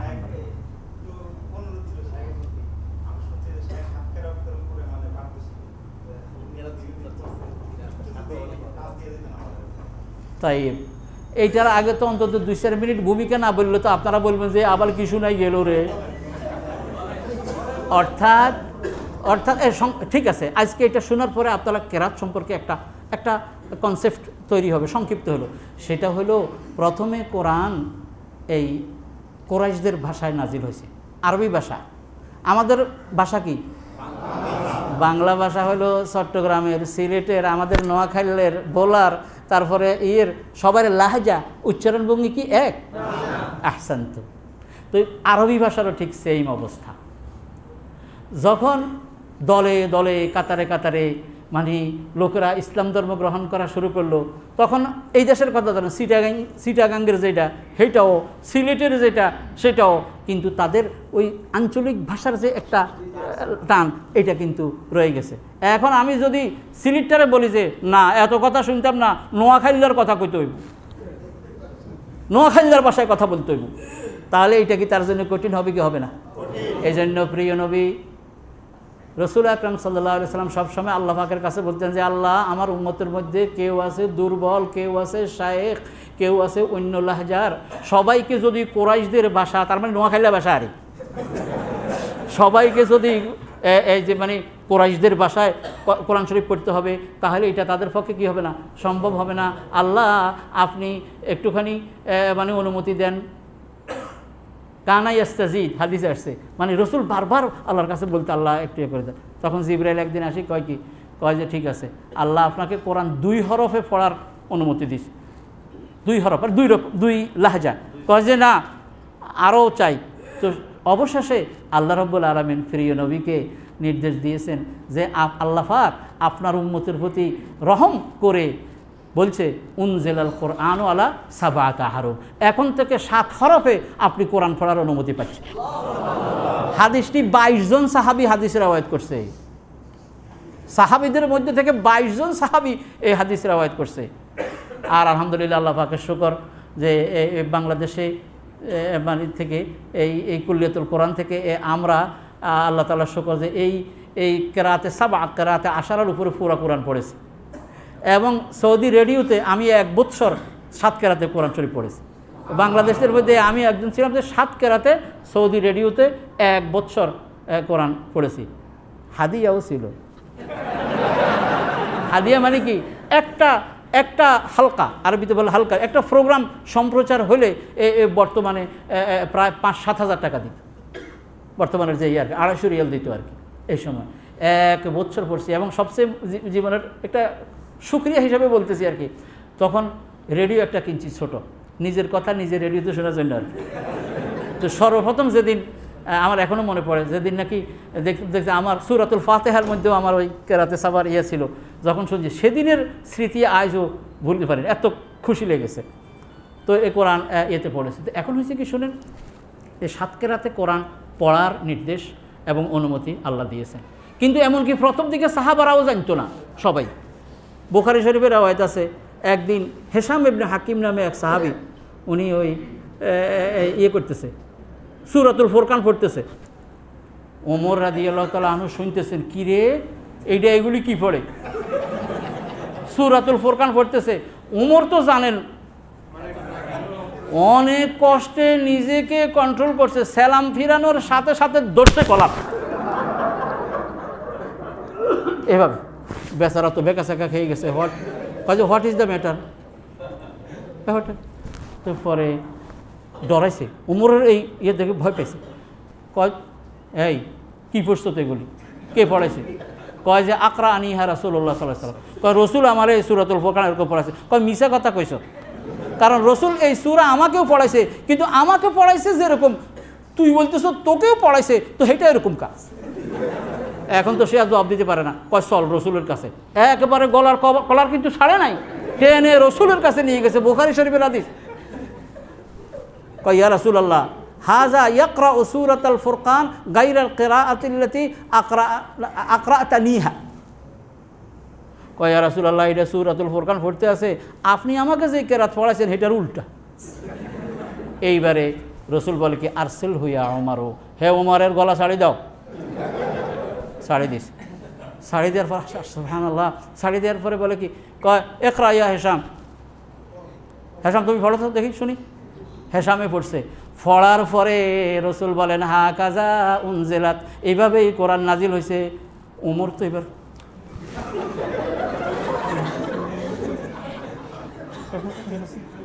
আচ্ছা, এইবারে রসুল বলে ইকরা ইয়া ওমর, এ ওমর তুমিও পড়ো। ওমর পড়ছে। কয় হা কাজা উনজিলাত, কয় আল্লাহ, মানে ওমর যখন পড়ছে রসুল বললেন যে হা কাজা উনজিলাত, এইভাবেও কোরআন নাজিল হয়েছে। তো এখন তো প্রশ্ন কেমনে হইল, হেডটাও ঠিক আমারটাও ঠিক কেমনে? পরে রসুল বলেছেন উনজিলাল কোরআন আলা সাবআতি আহরুফ, কোরআনকে আল্লাহ এই উম্মতের জন্য সহজ করে দেওয়ার উদ্দেশ্যে 7 হরফে নাজিল করেছেন। বুখারীর হাদিস, বুখারীর হাদিস। তো তখন থেকে এই 7 হরফে কোরআন পড়ার ইয়ে হয়েছে। ওই মানে এরকম আর কি, মানে করেন লোগাত হাওয়াজেন, লোগাত মুদার, লোগাত অমুক, প্রত্যেকে তাদের লাহাজা অনুযায়ী পড়ার সেই অনুমতি পেয়েছে। তবে সব জায়গায় নয়, সব শব্দের মধ্যে নয়। তো যখন নাকি ভাই যখন একটু ইয়ে করেছেন, আমি প্রথমে সূরাতুল ফাতিহাটা একটু পড়ি, কারণ এটা তো সবার কমন আছে, এটা সবার কমন আছে। এখানে কিছু কিছু পার্থক্য আপনারা লক্ষ্য করবেন, যেটা দ্বারা আপনারা মজা পাইবেন যে আরে উল্টাপাল্টা করতেছে রে এরকম। কিন্তু এখন খেপবেন না, কারণ জানবেন যে এটা ইট ইজ অলসো রাইট। যেমন সূরাতুল ফাতিহার মধ্যে কয়েকটা জায়গায় পার্থক্য আছে। আউযু বিল্লাহি মিনাশ শাইতানির রাজীম, বিসমিল্লাহির রহমানির রহিম, আলহামদুলিল্লাহি রাব্বিল আলামিন, আর রহমানির রহিম, আলহামদুলিল্লাহি রাব্বিল আলামিন, আর রহমানির রহিম,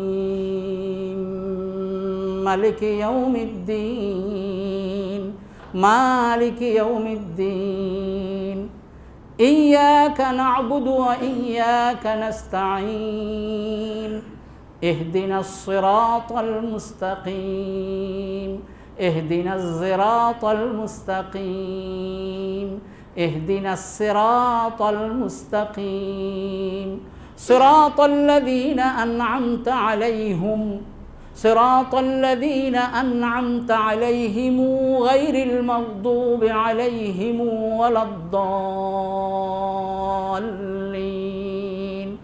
লক্ষ্য করেছেন আলাইহিম, আলাইহুম, আলাইহিমু, আলাইহিম, আলাইহুম, আলাইহিমু, এইভাবে পড়ার। সিরাতের মধ্যে আপনারা লক্ষ্য করেছেন 3টা পার্থক্য ছিল, সিরাত, জিরাত, সিরাত। মালিকি ইয়াউমিদ্দিনের মধ্যে আপনারা লক্ষ্য করেছেন 2 রকমের পড়েছি। আবার আর রহমানির রহিমকে যদি মালিকি ইয়াউমিদ্দিনের সাথে মিলাই পড়ি, তাহলে আর রহমানির রহিম মালিকি ইয়াউমিদ্দিন, এই পার্থক্য, এগুলো লক্ষ্য করেছেন। এগুলো হলো কেরাতের পার্থক্য। এবারে সূরাতে অদ্দোহা পড়ি একটু হামজার কেরাতে।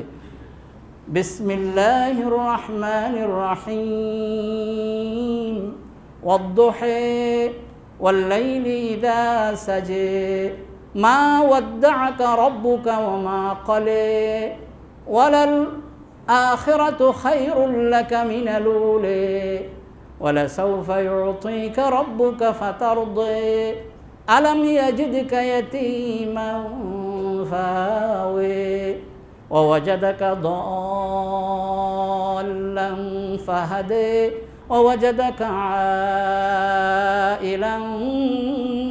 فأغني فأما اليتيم فلا تقهر وأما السائل فلا تنهر وأما بنعمة ربك فحدث এটা একজনের কেরাত, মানে 7 জনের মধ্যে একজনের কেরাত, তিনি হলেন হামজা আর কেরাত এভাবে বিভিন্ন রকমের পার্থক্য রয়েছে।